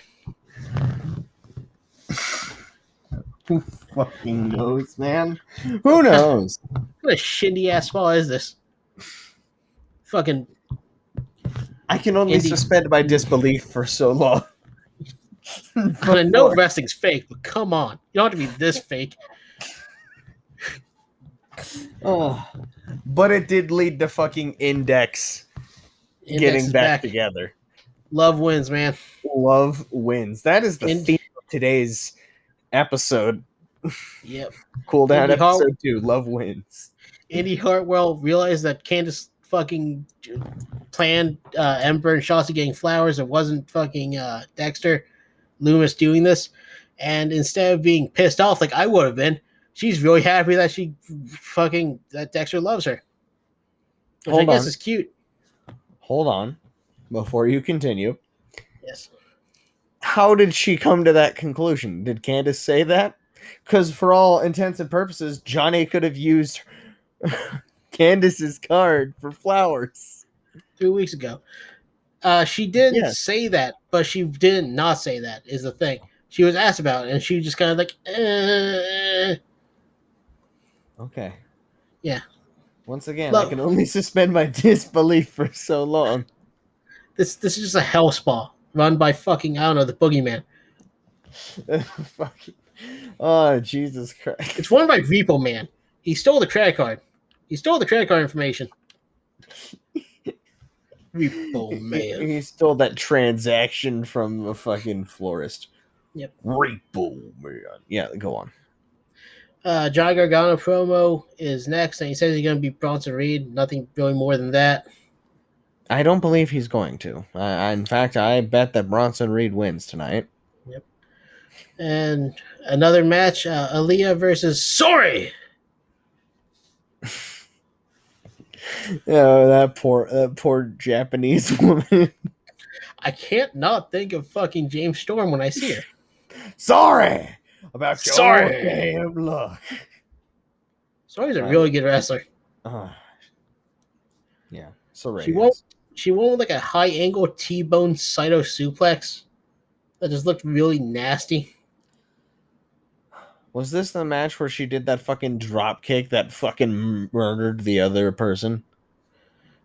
Jesse Camilla? Yeah. Yeah, probably. Yeah. Yep. Yeah, Jesse Camilla and Robert Stone were on ringside just generally being nuisances. Newsai? I don't know. Point is, Sorry won. Nice. And then we get another promo. Shotzi Blackheart and Ember Moon. They call out Gonzalez and Kai as well as Indy and Candace. They're creepy and cute. One has a tank. One does have a tank. Well, I think they both use the tank. Is the other a werewolf, or what's Ember supposed to be? Shotzi's the one that howls. I don't know what Ember's supposed to be. Okay, wait, no, see, fucking Shotzi Blackheart's a rat fink. Okay? Yeah. Like, that's I assume that's what she's supposed to be. That's why she rides the fucking small-ass tank and she's huge. Because, like, the fucking rats driving the fucking monster trucks with their fucking big-ass fucking stick shifts. I have no clue what, like, either of them are supposed to be. They're just kind of adorable and punky. Ah, that's it. They're Punky Brewster. Yes, they're Punky Brewster. They fucking rebooted Punky. Get a commercial after that, and when they come back to commercial, there's a diamond mine hype package. So, what do you think this is? A waste of time? I don't fucking know. Okay. No one knew what it was. There's boxing shit, diamond hands, hold on fucking Dogecoin. I don't know. I've been hearing everything from it being a new brand to being a faction. So it really is up in the air at what the fuck the diamond mine is. It's, I don't know. I'm gonna keep with my theory of diamond hands. You gotta hold. Don't sell. All right, Cameron Grimes. They want you to sell. You gotta hold. Oh man, I need whoever fucking did Dogecoin to just say it doesn't exist anymore. And all those people who invested all of their life savings into it, gone. Into the wind forever. You all lost your money, cowards. Yeah, cryptocurrency is fucking stupid. Like, it's just it financial shouldn't belong to the public. Small financial advice from somebody who's broke as shit. If everybody's talking about a get-rich-quick scheme, it's a scam. Don't fucking go into it. Like, when the hype dies for Dogecoin, Bitcoin, yes, buy into it. Right now, you're fucking falling into a goddamn bear trap where you're gonna buy high and sell low. Yeah, that's the best advice you could get for fucking stock. If everyone's talking about it, it's inflated. It's overinflated. Wait for it to dip down. Yeah. You don't want to buy at the peak of the mountain. That's the worst thing you could do. Bro, it used to be so goddamn. Bitcoin used to be worth so much more than it is now. Yeah. But that's the problem with cryptocurrency. It can really be worth whatever the fuck they say it's worth. Yeah, exactly. It's way too infrequent. It's way too it's way too affected by the elements.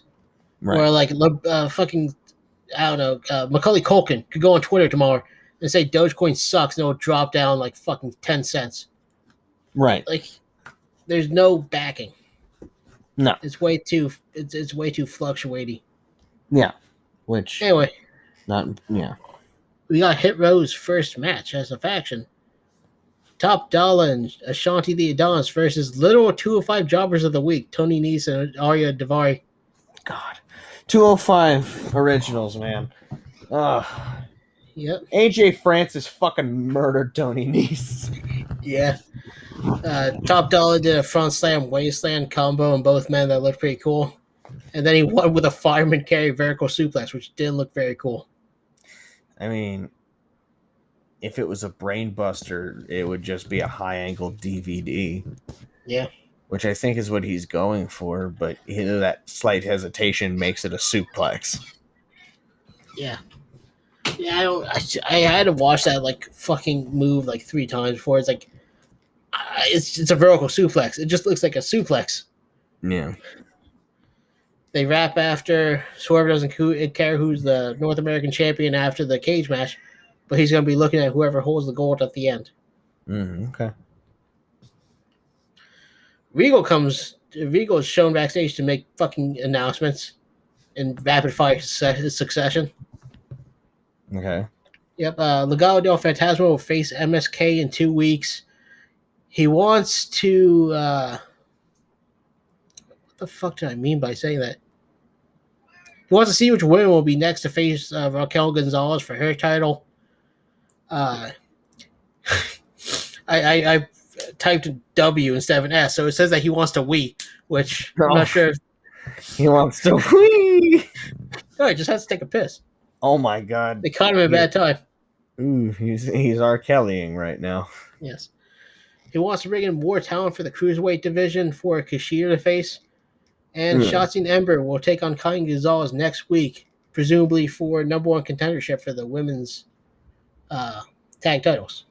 Yeah. Huh. Okay. Cameron Grimes and Ted DiBiase face off next week, apparently. Okay, but why? What are they doing with this? I don't know. There's got to be a blow off somewhere. But I hope it's not a Rowan's Cage style blow off. Where it's so fucking stupid. Yeah. Oh god, he's got a fucking Spirit Halloween spider. No. All right, let's move on. Well, next is the main event: Bronson Reed versus Johnny Gargano. Gargano. It's 2:30 in the morning, dude. What do you expect from me? Gargano. Gargano. Yep. Very good match. Yeah. Yep. It's everything I wanted. Cage matches are fucking stupid, but like, yeah, it worked. Yeah. I like the first spot where, like, as soon as the bell rang, John Gargano made a fucking beeline to the door. Yeah. Oh look, it's a good spot. Yeah, like it's all you can really ask for because everything made sense. Yeah. Johnny Gargano is a shit heel who doesn't want to face off against Bronson Reed, so he's trying to escape with any chance he has, with help from Austin Theory. Whereas Bronson Reed's a fucking big boy who can just power him back into the ring. Yeah. Yep, and Bronson Reed did a big splash off the ropes and then another from the turnbuckle to get the win and become the new North American champion. All right. He deserves it. He's good. Yeah. 14 years to the day. Yep. All right. On to news, I guess. All right. There were a series of releases on Wednesday that included referee Jake Clemens, Jessamine Duke, Brandy Lauren, Drake Younger. Yep. Oof, indeed. Interesting individual he is. And earlier when I first wanted to talk about this on the podcast, like I was thinking of like this impassioned speech, but in reality, Drake Younger fucked himself over. He was a dick. He acted like a dick and he got punished. Yeah, like you're that to express your religious and like political freedom, but like don't be a dick about it. Don't walk off fucking of a goddamn pay-per-view because Triple H said that anybody from any religion could work there. Like that's just a dick thing to do. That 100% is just a dick thing to do. Like honestly, 100% I would have fired him right there because like, who the fuck do you think you are? Yeah, you can express your religious freedom. How come no one else can? Right. Like that's hypocrisy. Yeah, that's just hypocritical bullshit. And we live in America, the greatest country in the nation. Everybody has a right to do whatever they like, to have any religion they want. Yeah. That's one of our basic rights, is freedom of religion. Yeah. I don't know, man. I just... Like, the reason why he was released wasn't because he's a fucking QAnon fucking follower or anything like that. Yeah. His heart's in the right place, but he's just a fucking kook. Yeah. He really is just a fucking kook. You know? And at the end of the day, they asked him to do one thing. Do whatever you fucking want. Just don't go to an event without a mask. Just wear a fucking mask. And he couldn't even do that. When your employer tells you to do something, you do it. That's it. They're paying you. They are giving you money to live. You do what they ask when they ask. And they can't afford to have all their talent sick because you didn't wear a mask. Exactly. It's a very physical thing. Like, in normal circumstances, I could kind of see where it's like, oh, well, your employer is not supposed to control your life outside of work, which is a valid point. But you're in a physical sport where you're constantly touching people who are sweaty. Yeah. Like, there's a lot of there's a lot of bodily fluid and bodily, there's a lot of just touching. Yeah. It's just grown men and women slapping each other's meat and touching each other. Yeah. You made it sound more I know simple. how I made it sound. Okay. I just wanted to make sure you know. All right. Following that, like the day after that release, Velveteen was released. Yep. The dream. And very, very interesting interesting career for one Patrick Clark in the WWE. I really enjoyed his work. I really hope he's not a pedophile. So, here's the news I wanted to tell you about it. Okay. So, according to Sean Ross Sapp of Fightful.com, there has been a story that will be released apparently next week about someone caught an individual placing and filming or using a camera phone to film superstars in the bathroom. And someone had recently discovered this. And the only reason why the story isn't out right now is because Sean Ross Sapp of Fightful.com wants the person who caught them to go on record and say that they saw this. Yes. So the reason why I brought this up, there's been a lot of speculation as to the sudden release of Velveteen Dream.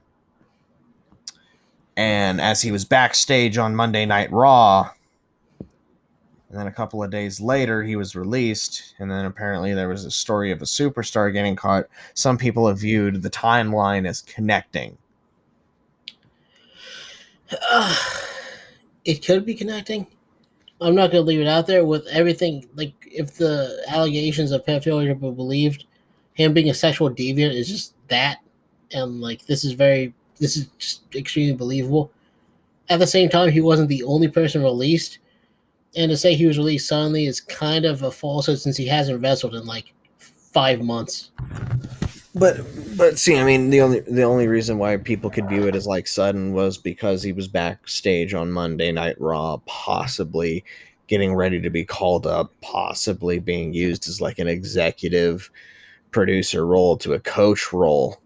Possibly. But also, Alexander Wolf was in ring the day before he got fucking cut. Yeah. Like, yeah. It's all speculation. I hope it's not true. Not only on the levels of I like Velveteen Dream as a wrestler, but on the levels of sexual degeneracy is just awful. I mean, especially allegations of pedophilia. That's just inexcusably bad, and just I want as few victims of that as possible in the world. Yeah. And I don't think that should be a controversial statement. No, pedophilia is bad. If you're a pedophile, I will invest a wood chipper for you. Bro, like I'm even against like the fucking I'm even against kids attending gay pride parades now. Cuz gay pride parades are all about fucking kinks and shit now, and I don't feel like exposing children to that shit is acceptable in a modern society. It shouldn't be acceptable in any society. I am not going to speak on that, being the sole fully straight member of KEWL. I don't feel like I can really talk about issues in the gay community since I'm not part of the gay community. But I will say that we need to protect our kids. Kids need to be protected. Okay. That's not a controversial statement. Kids shouldn't be exposed to sexual circumstances. Look, the only people who think of that as a controversial statement are pedophiles and pedophile supporters. Yeah. Pedophilia has no place in the world. No. Kids can't consent. It's all rape. It's bad. Rape is awful. Yeah. Rape is the worst crime you can do because you're leaving the victim alive and mentally damaged. Yeah. At least with murder, they don't have to mentally deal with that. Yeah. With rape, they have to deal with it every day. It's awful. Oh, fully, yeah. On to AEW. Yeah, that was the news. Oof. God, why? I've been watching Steve Wilkos all day, so it's like I've just been bombarded with like fucking this kind of shit. Like the worst of fucking humanity. Yeah, my faith in humanity's just gone down the tubes. And that was just from watching fucking WrestleMania Backlash. Bad pay-per-view. Am I right, boys? There's only one of us here. Yeah. Christian Cage versus Matt Sydal. Yeah, Christian, I don't know how to feel about it. Like, I liked Christian a lot. I've never been a huge fan of Christian.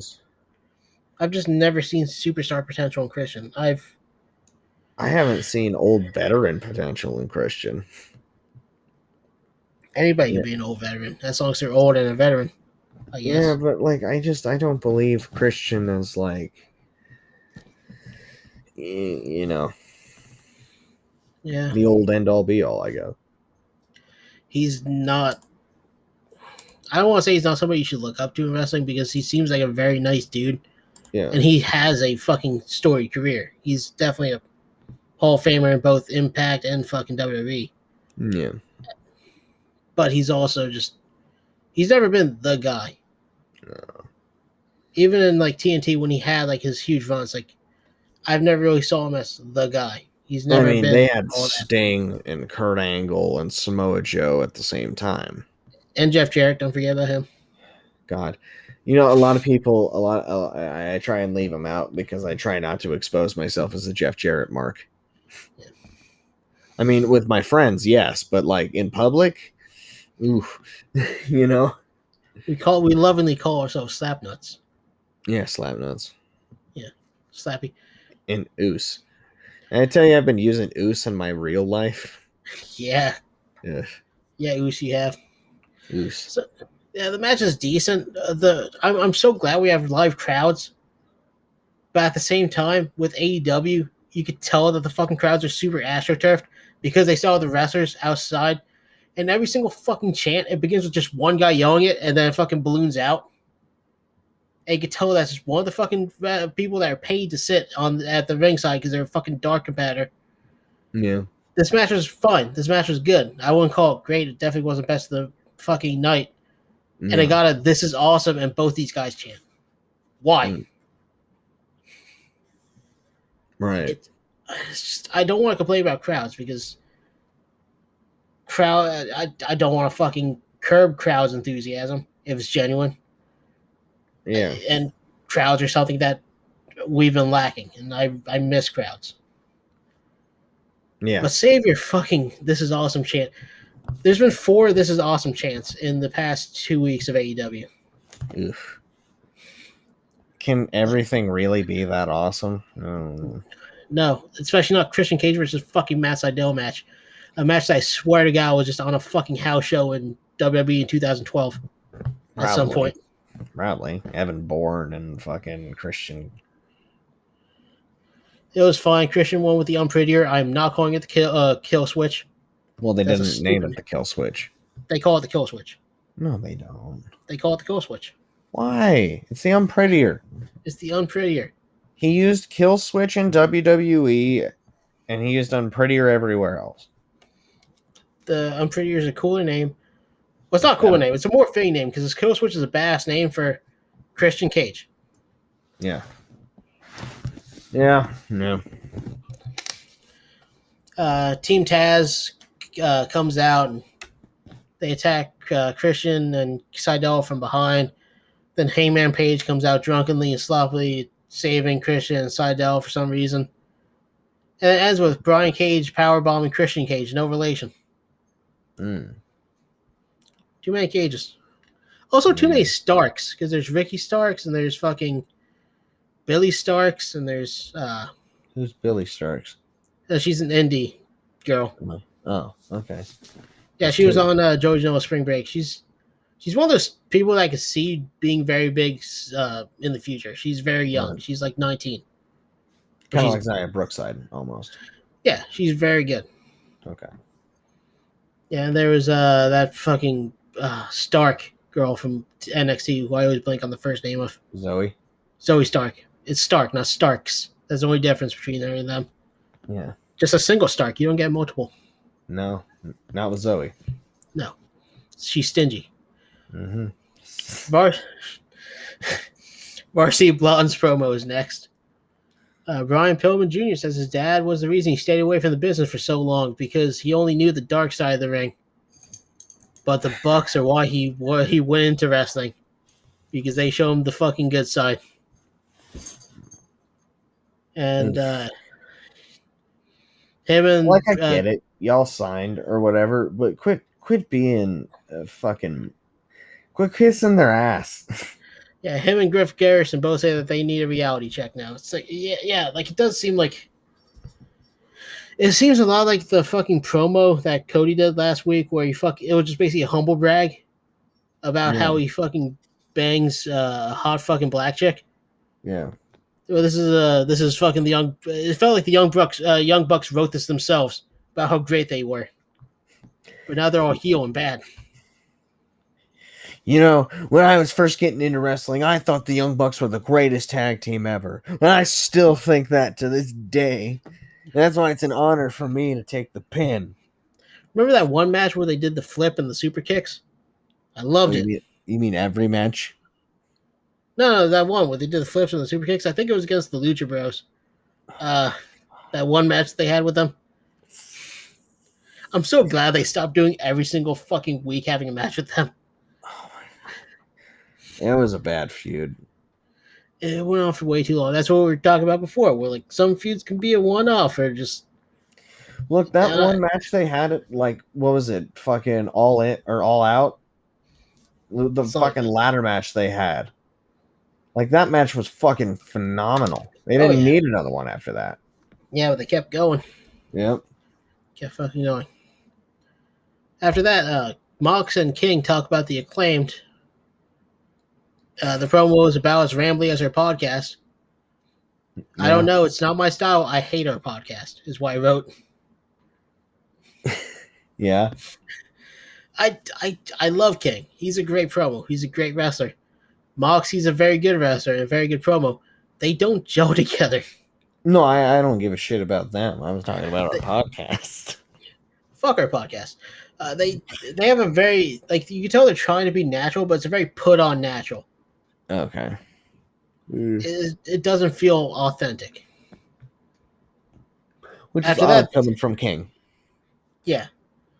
They just don't balance off each other in a natural way, in my opinion. Other people probably think they do, and I can't really argue. Just I don't feel that they do. Right. It's all about perspective. Shut up. Damn. I'm sorry, Oliver. You sounded like a fucking person screaming. Holy shit. The Acclaimed talk about Mox and King in retaliation, and they basically just say they're going to stomp their asses out. Way more simple. Yeah. And then they have a match. I don't know, man. I got mixed feelings about the Acclaimed.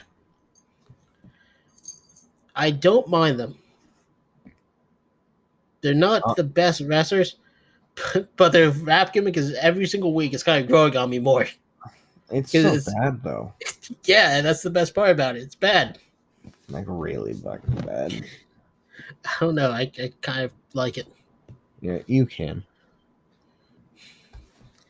They're trying to make the crowd sing into a thing. Which, I'm just going to say, Wild Thing's a shit song. It's just awful. The metal version that fucking Mox comes out to now, it's That's I'm not sure if it's Onita's better or theme. worse. It's Onita's theme. Yeah, it worked for the fucking Yuji Nagara match. Yeah. Well, see, that was the wrong version. Yeah. Yeah. Yeah, it was the original version. Just, Wild Thing is the least wild song about fucking being wild ever. Yeah. Like it's just a fucking boring fucking grandpa rock song. Not even dad And rock, grandpa and rock. and that's where X comes in. X. The person who X? sang. The person who sang the Oh, song, the new song, the X. They covered Wild Thing. I just don't I just don't like the song. Like it seems very forced that the crowd is just singing to Wild Thing. The paid crowd. I mean, it could be worse. They could be fucking singing to Judas again. Man. Yeah. Mox and King won with a wheelbarrow paradigm shift, which is a good move. It was a decent match overall. Okay. Up next is what the fuck is next? Oh, Jericho's asked if he's going to accept the Pinnacle's challenge. He says to wait, and Dean Malenko's there. Okay. Yeah, he, like fucking Chris Jericho mentions that he's with the man of 1,000 holds, and Dean Malenko says, "Well, you used to know more," and Chris Jericho says, "I forgot some." How? Most of them were fucking armbar. That's the only move you need to know, to be quite honest. Uh, um. Yeah, I still don't like Chris Jericho.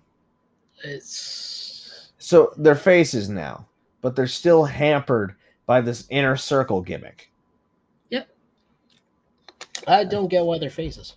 I don't. Well, they're faces because a bigger heel turned on them, which is the worst way to turn face. Mm-hmm. Yeah. It works the other way around. If you're both faces and someone turns on you, they're obviously a heel and you're obviously a face. If you're both heels and one of them turns on the other, it doesn't make you a face automatically. It just makes them a bigger heel. Yeah.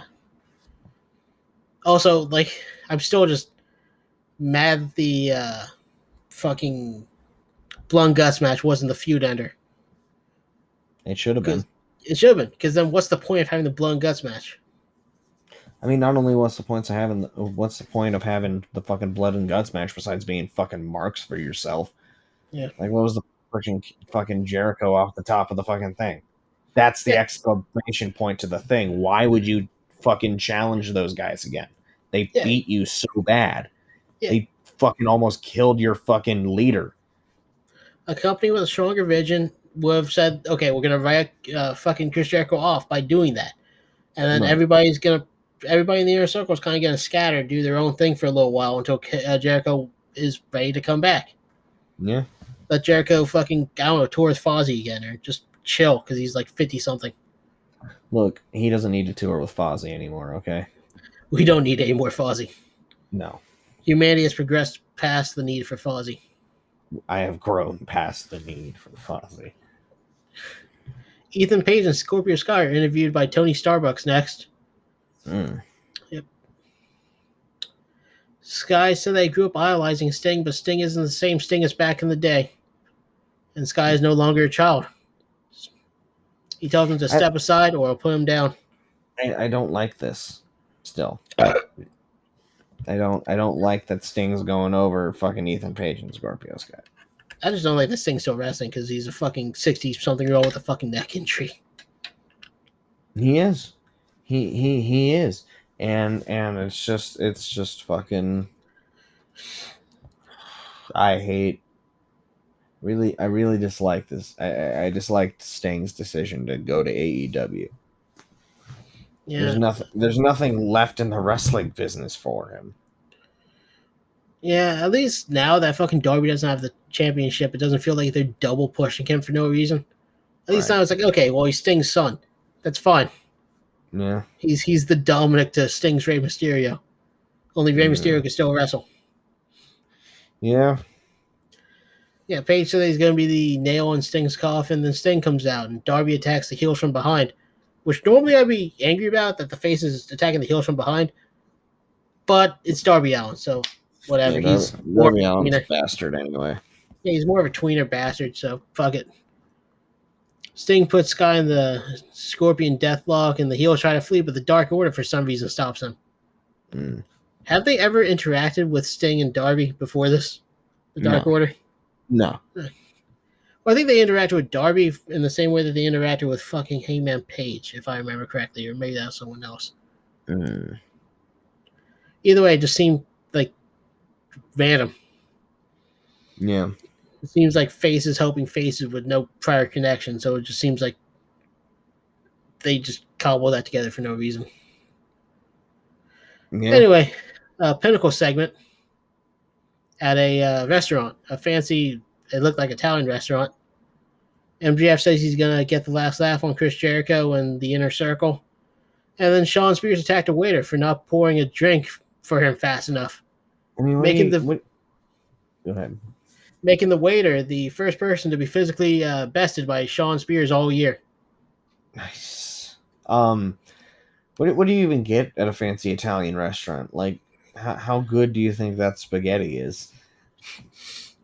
I'll order the Pescettios and a nice glass of Choco milk. Like, I don't know, man. I don't view Italian food as like fancy. I view it as just like. Yeah, I talked about this with my boss before. It's like Italian food is just, it's all like a fucking, it's all just tomato, pasta, and cheese. Yeah. In different combinations with different meats. Yeah. That's all it is, though. Yeah. How do you make that fancier? You can't. You can't. There's no, in my opinion, there's no such thing as fancy Italian food. There's just a thing of shitty Italian food. Yeah. Fucking Fazoli's. That's right, I said it. I'll fucking die on that hill. MJF says that Jericho's and the Inner Circle's time is up. Next, we get a match. Well, quote unquote match between Rebel and Hikaru Shida. Mm. Yep. Ooh. Rebel's not good. What was they were talking about the worst or most forgettable fucking title reign? Who were they talking about? Oh, they're talking about fucking Roman Reigns. Oh, the tribal chief. Yeah, Hikaru Shida's had the title for a year, and I cannot remember one fucking match she's had. Mm. The women's division AEW, it's getting better, but it was a fucking dumpster fire this time last year. Oh, absolutely. It's still a fucking dumpster fire. It still is, but at least like, spoiler, later on there's a fucking a Red Velvet match. Every week I like Red Velvet more. Red Velveteen? Red Velvet, no. Man, I can't wait for Satin Nightmare to fucking debut on AEW Dynamite. No. Elevation Dark. Dude, fucking Ren Narita's on fucking Elevation Dark next week. Really? Yeah, versus Royce Isaacs. Yeah, didn't he come out with Yuji Nagata? I forgot to write that down, I think. But Oh, I think, he did. He did. Yeah, I think. Nice. Oh, man. How great would it be if Ren Narita stayed with AEW so he could continue his bullshit? I'm sorry, guys. I'm back on my bullshit. Ren Narita gang. Back on my bullshit. Anyway, Hikaru Shida won with a stretch muffler, which I always pop for. Yeah. I love the stretch muffler. I don't know what it is. It's my favorite submission move. The old Other than the House muffler. of Pain. Oh, God. The House of Pain was so fucking dumb. I love it. Shut up. I miss the world's greatest tag team, man. Yeah. Charlie Haas is currently wrestling for a show in Texas that Teddy Long is the GM. The Boogie Band wrestles there from time to time. Big Cass and Melita are a fucking manager wrestler. It sounds like dog shit. Dude, Rodney Mack is still wrestling. Sabu was on it like last week to take on the Blood Hunter. Oh, God. Oh my god, we need to watch some SWE Fury. That's the last thing I want to do, man. Bro, it's been so long since we've watched bad wrestling. I kind of miss it. Yeah, one day we're gonna have to review the fucking Blackcraft show. Oh god, no regrets. No regrets. No, there's a lot of regrets in that show.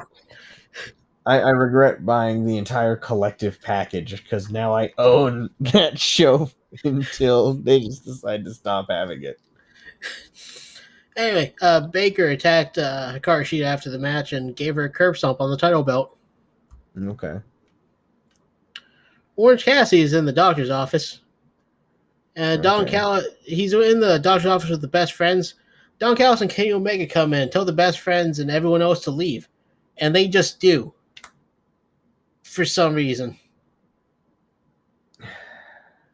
That set the tone for that fucking segment. It was like, why is Chucky T and Trent listening to fucking Kenny Omega? For what reason? Yeah. They want Orange Cassidy to sign paperwork to keep him out of the main event, promising a one-on-one match with Kenny Omega for the belt after, at some point, once he's fully healed. And Orange Cassidy rips the contract up slowly because he's Orange Cassidy. Which way, Western man? Dexter Loomis or Orange Cassidy? Yes, Patrick Bateman or fucking the Driver from Drive. Jesus. Drive is a fantastic movie. So at least there's Huey that. Lewis and the News or band that did the soundtrack of fucking Yes, Drive. Huey Lewis and the News or College, who did fucking a Real Hero. I Yep. think the song's called.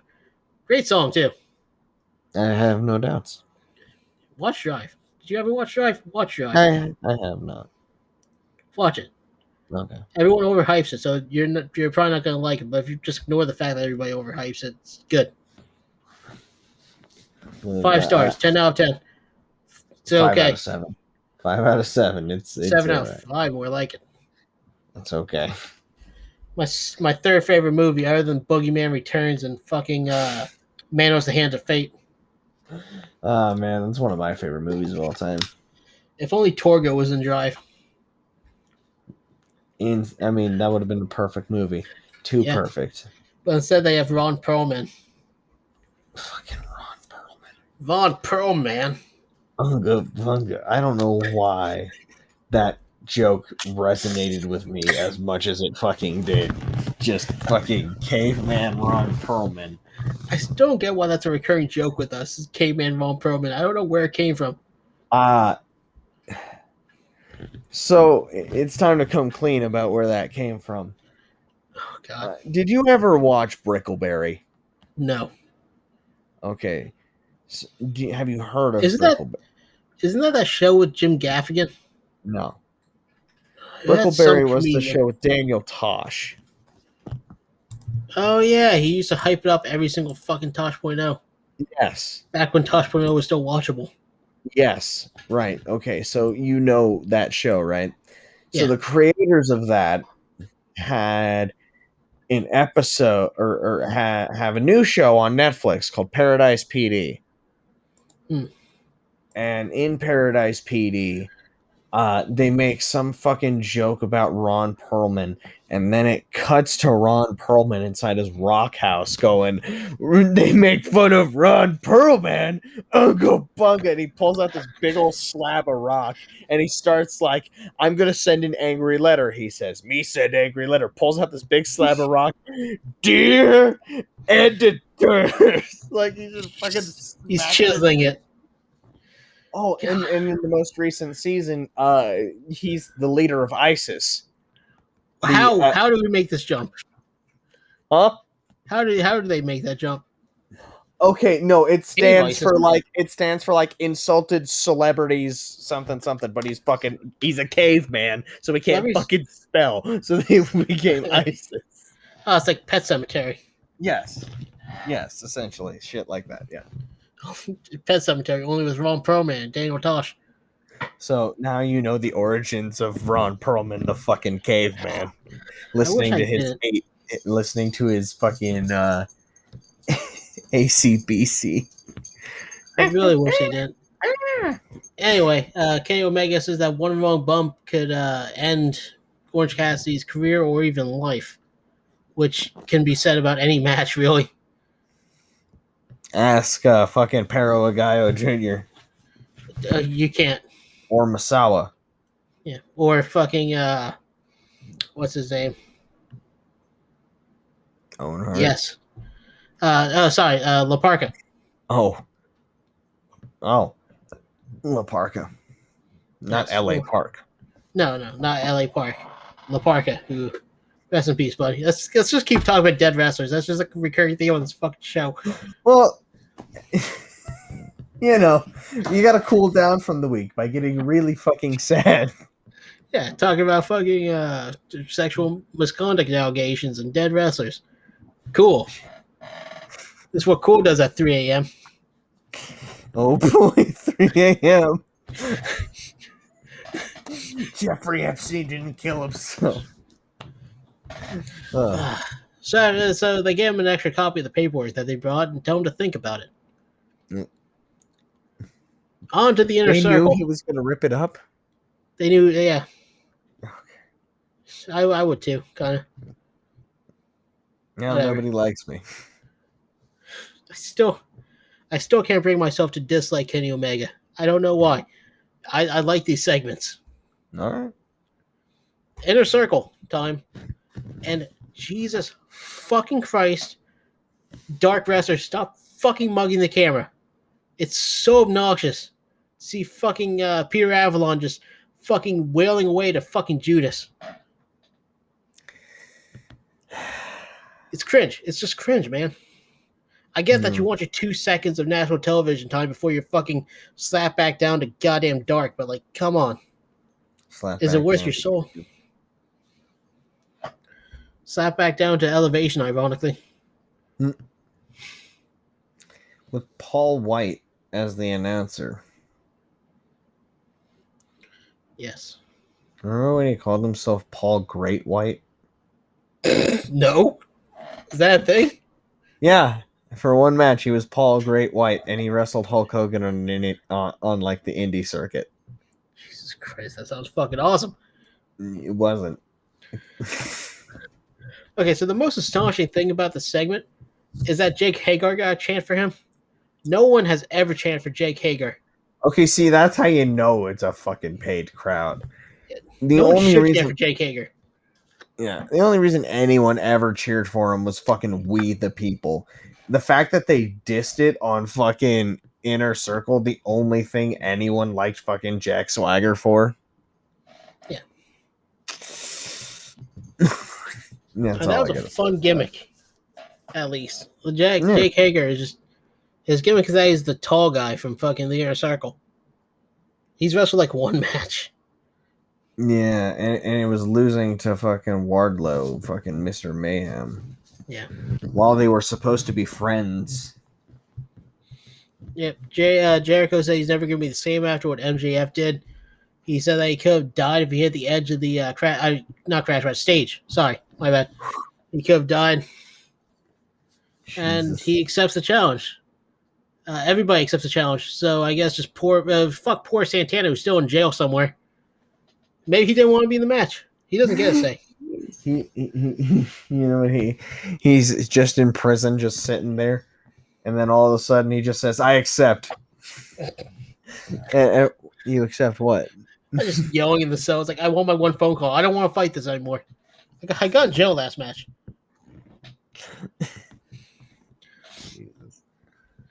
Jericho, and what is actually a pretty good line. Jericho said he's gonna dance all over MJF's face and piss on his grave. Just stealing everything from Jim Cornette. Yeah. I didn't hear Jim Cornette say that, so I'm just gonna assume Jericho. Vince, he said that a lot about Vanderbilt. Yeah, that makes sense now. That makes sense. Yep.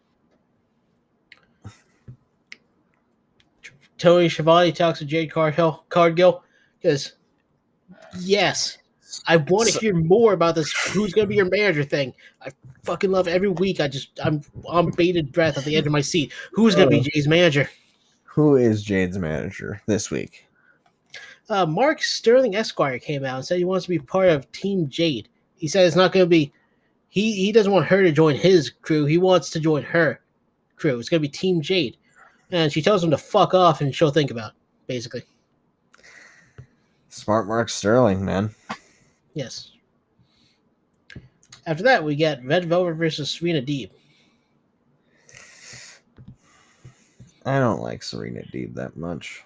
I don't, but I really like Red Velvet. Every week, she just looks better. She's very fast, and she's very slick with her moves. She's very fluid. Yeah. I like it. Yeah, okay. If only she wasn't wrestling against Serena Deeb. Yeah. Yep. Serena gets Velvet into a Serenity Lock, turns into a crab that there's no way out of. A single leg crab, I think, that there's no way out of. And then she just decides to, okay, I'm going to go for a figure four now for no reason. And gets rolled up for a near fall. Serenity Lock is just a tequila sunrise. Yes. And she got that for the win. All right, move on. Yep. Pac says he's happy to get his title match at Double or Nothing. I don't know why I wrote the bastard. I don't know why I wrote like that because he was definitely not happy in the promo, but he's happy. He's elated. He was smiling the entire time. I'm feeling quite good, Alex Marvez. I'm a bastard. This is the best day of my life. I'm really enjoying the fact that I get to challenge for the AEW World Heavyweight Championship. And on to the cool influence match of the week. Austin Gunn versus Anthony Ogogo, which we booked in advance. Somehow.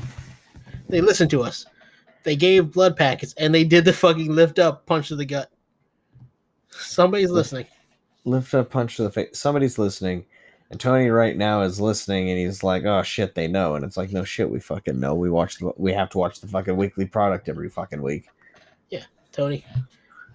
Also, Tony, if you listen to me, please just DM me why you fucking signed Team Tebow. I just want to know.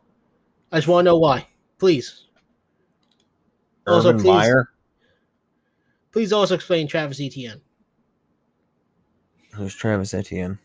The running back they took in the first round for no fucking reason. Oliver's angry about right now, too.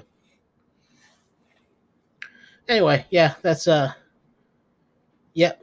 I mentioned, it's a gripe that I brought to you before, but I don't think I've said on Cool that I really hate the name of the fucking factory for the faction. It's like if the Nexus was named the Performance Center. Like, it just highlights the fact that these guys are still works in progress and not legitimately finished wrestlers.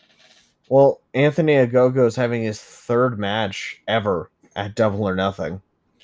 Woo. That match is probably going to suck. At least they finally learned, hey, if you're going to have a shitty gut punch as a finish, put a blood pack in their mouth so it looks like they fucking ruptured their spleen or something. No, I can't wait for Cody just to be like puking blood. He's going to be puking blood for a solid 2 minutes straight and then win. And then fucking roll up for the 3. And then he'll shake Anthony Ogogo's hand, raise it in the air, and point at him. That's going to be the fish. I'm calling it right now since they listen. Fucking Cody Rhodes is going to get punched in the gut. He's going to fucking vomit blood for 3 straight minutes. Anthony Ogogo is going to slip it in. He's going to get the pin. And then Cody's going to fucking raise the hand of Anthony Ogogo and pat him on the belly. The entire time he's still puking blood. Yeah. It's just a spray of blood the entire time. Exactly. And then we get 15 minutes of straight pyro. Yes. Yep. I think that says it for the match. Kazarian and Daniels is interviewed next. Okay. Daniel shakes Kaz's hand and whispers something in his ear and leaves. And Kaz says whatever Christopher Daniels does next is up to him. Kaz says he's going to hunt down every member of the Elite as revenge because he wants recompense. Because the recompense is real. Yeah, I figured it. That's the fucking Fletcher reference of the week. Tune in next week. Don't know how I'm going to do it. Miro comes out. Says he's going to find his title next week and he's going to hurt somebody. Then Lance Archer comes out and says that he was the monster here since fucking Miro was still trying to have his day. Right. Yeah, still trying to have a day for himself because apparently Rusev Day was a bad thing now, even though it was the most over thing in WWE for like a solid year. Yeah. Just 1 week. Just don't mention WWE, please. Right. Tony, since you're listening, just lay off. Just stop it. Yep. And they're gonna fight Double or Nothing. Okay. I forgot about that one. Lance Archer says that Miro's gonna be his Bulgarian bitch. That's a good one. It's a good one. And then we get the main event: the Young Bucks versus the Varsity Blondes. And the predictable happened. Yep. And then Kingston stole their shoes. Yep, they won thanks to spraying Axe Dark Temptation in their eyes, and Yep. The most deadly of mists, Axe Dark Temptation. Yep, Pillman taps out to a sharpshooter from Matt Jackson, I think. And then Mox and Kin comes out and steals their fake fucking Nikes. Yep. I can't wait till they find out it's fake. And finally, on to SmackDown. Yeah. Yep. What is happening on SmackDown? This is the second show that I had to fucking rewatch half of it because of fucking bullshit. Okay. Oh yeah, I forgot that I forgot to save my notes for NXT the first time I watched it. Like all of them. Yeah. Yeah. So you might have had some good lines that you forgot. No, I never have any of those. It's all bad lines, brother. They have a parade of champions with every champion on top of the ramp. Yeah. Yep. And it's to hype up that July. They're gonna be traveling again, have live crowds in Texas and shit. Yeah. She gives every champion introduction. And Roman, somebody introduces Roman specifically, and then Paul Heyman comes out, properly introduces Roman, and then says he's not coming out for this. He'll come out later. Dude.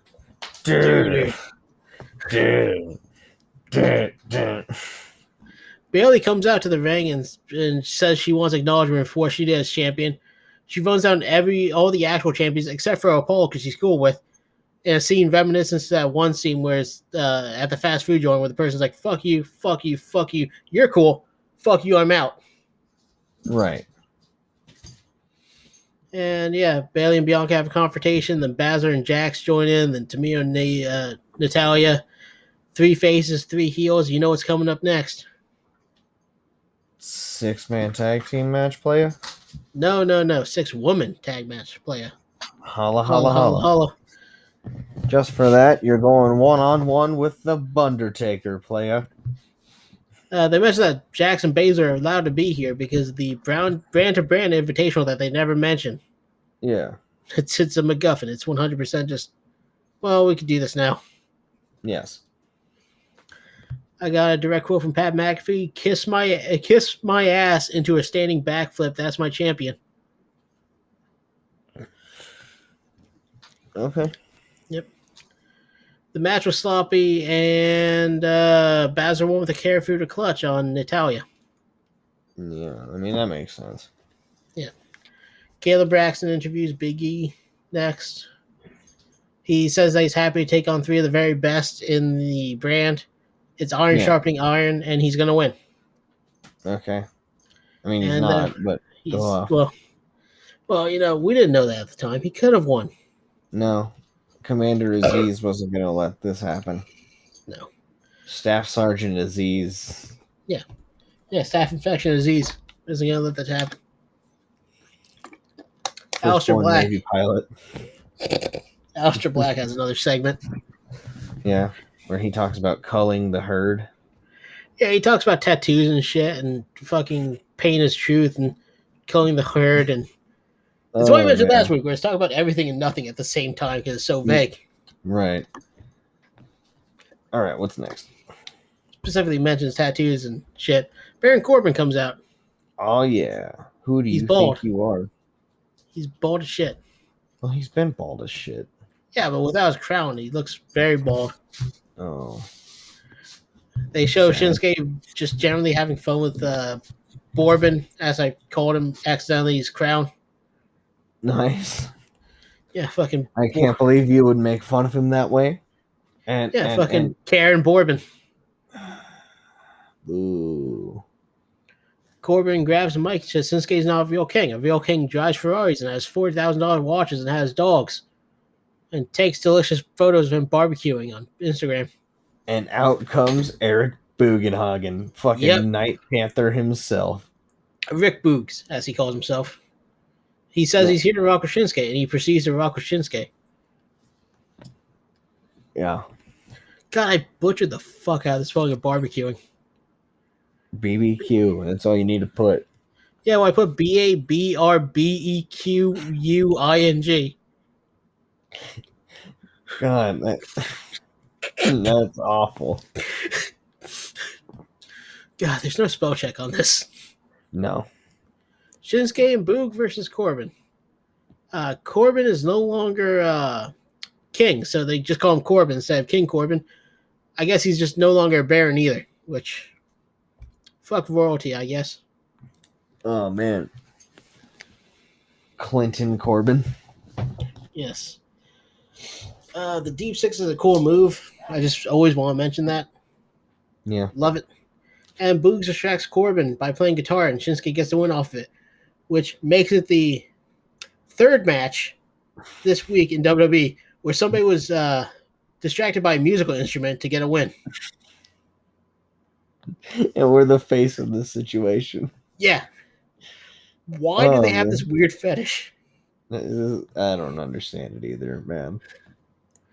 It's just like the third match in a row, not in a row, but third match this week where somebody was distracted by a musical instrument for a win. Yes. Yep, Sonya Deville is in the back, and Jimmy Uso comes in. He says the Usos are back together, and they're ready to wrestle once more, and they want the Street Profits. And Sonya says, yeah, sure, next week. It's just that easy. So easy. A lesbian can do it. Roman Reigns comes out. Rejected ads. Yes. Roman Reigns comes out and goes to commercial. Once we come back from commercial, there's a Kevin Owens promo. And he says that he was once known as the prize fighter. He's going to live up to that name and win the IC title tonight. And then we go back to Roman Reigns. The progressive match flow is Roman's match against Cesaro. Yeah. I don't know why specifically SmackDown. I always fucking see these weird fucking ad tie-ins. I never fucking they don't stick out as much as on Raw for some reason. Well, Roman Reigns is the head of the table. He is. He's the king. He's the face of the company, so of course he'd have the most blatant product placement. Roman considers himself a humble man, so he lets his special counsel celebrate him for him. I love that. I love this man. I'm too important to important to be happy. I don't want to toot my own horn. That's why I brought these two guys to do it for me. I fucking love Roman. Best thing going on TV, man. Yeah, he grabs the mic out of Paul Heyman's hand to do this, and then Paul Heyman pulls out a second mic out of his pants like it's a fucking gun holster. There for mics. You want to shoot, cowboy? He's shooting all right. He just fucking talks about Roman's accomplishments, and he ends it by saying Roman's wish is his command, because I guess he's a fucking genie. And then, surprisingly, after he dropped the mic, he picked it up and said wrestling isn't real. Fucking No. Roman demands his cousin. And Paul starts yelling for Jimmy's music, confirming that once a wrestler hears their music, they are drawn to the ring. They cannot control themselves. That's my music. I have to go. Take him to Detroit.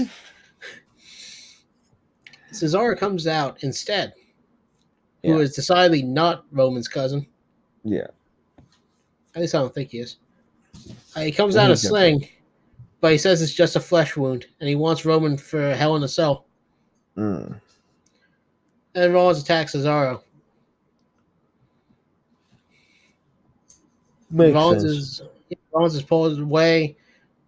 Psych, he's back. And then he gets pulled away again. And then he gets back again. And then he goes commercial as he gets stretched away. Yeah. I have no clue what they're doing with Rollins and Cesaro. Neither do I, honestly. Yep. Rollins is interviewed. He says he doesn't know what he was doing out there. He just sort of blacked out. And then Cesaro gets wheeled through there, which is a really bad fucking oversight. Oh, that person that just beat your ass out there, we're going to just wheel you right past him. Just so you can look at him one last time, you fucking loser. Look what you did. We're about to fucking euthanize you. Gonna put you down like a dog. Put you down like a dog, Roman. Yep. And Rollins yells at Cesaro about why do you make him do this and shit. I just don't understand. Why did you make me do this to you, Oos? I'm supposed to be the head of the table. He is. Well, it's Rollins, not Roman. Did I say Roman? No. I was just... I thought of the Invincible meme again. Why did you make me do this, Oos? After that, Dominic versus Robert Roode. No. Dominic versus old Bob Roode. Before that, though, we get the Pizza Hut highlight of the night, which is Sunday's match with the Mysterios versus the Dirty Dogs. I thought you were about to say the Zombies. The Pizza Hut. I like how the Pizza Hut highlight of the night could just be any night. Doesn't specify. Yep. Not this night specifically. Just a night. Yeah. Oh, fuck Oliver. There, leave. You're just gonna stay in the doorway, huh? Yeah. So wrestling. Blah blah blah blah blah. Yep. Rude says that he reiterates that Dominic doesn't belong here and blah blah blah. Yeah. And in a quick, uneventful match, Dominic wins with a 619 to splash. Yeah, he had the old Mysterio plunger. Yeah, the plunger. Old seis uno niet. The 619. The fucking the fucking dog catcher. The fucking dog catcher. The fucking tiger fainting leg attack. Yes, the Swiss 19. The fucking the Sweden 91. Anyway, Jimmy tells Jay about the tag match he got booked for them, and Jay is like, "What?" Yeah. He says that he needs to tell Roman. Yeah. And he does tell Roman, and Roman says that Jimmy's being selfish. He is. There is no we with Jimmy, but there is a we with Roman and Jay. They're family. Yes. Yes. It would just be real easy if Jimmy just acknowledged them, dude. It would. I mean, all he has to do is just do what everyone else is doing and acknowledge Roman Reigns as the head of the table, Loose. Yep. The Street Profits have a promo immediately after mocking the Usos drama and saying that they're going to disrespect them. Respectfully. Ending with the old Uso line, it ain't paranoia. It's the Street Profits. Yeah. The classic Uso line. That's the Usos always say. Yes. Then Sami Zayn gets a promo. He accuses the interviewer of trying to implant negative thoughts in his head because she's a corporate hack and a propagandist. I like how we got defunded last week so we can say his name again.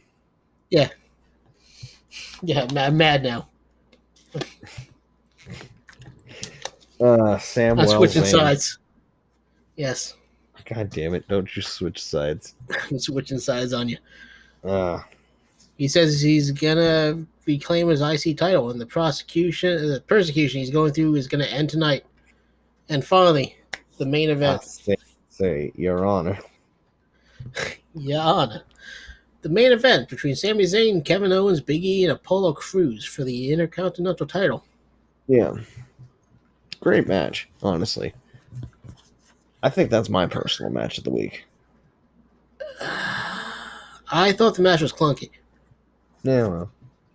Personally, like it didn't feel like it didn't have the chaos of a fatal 4-way.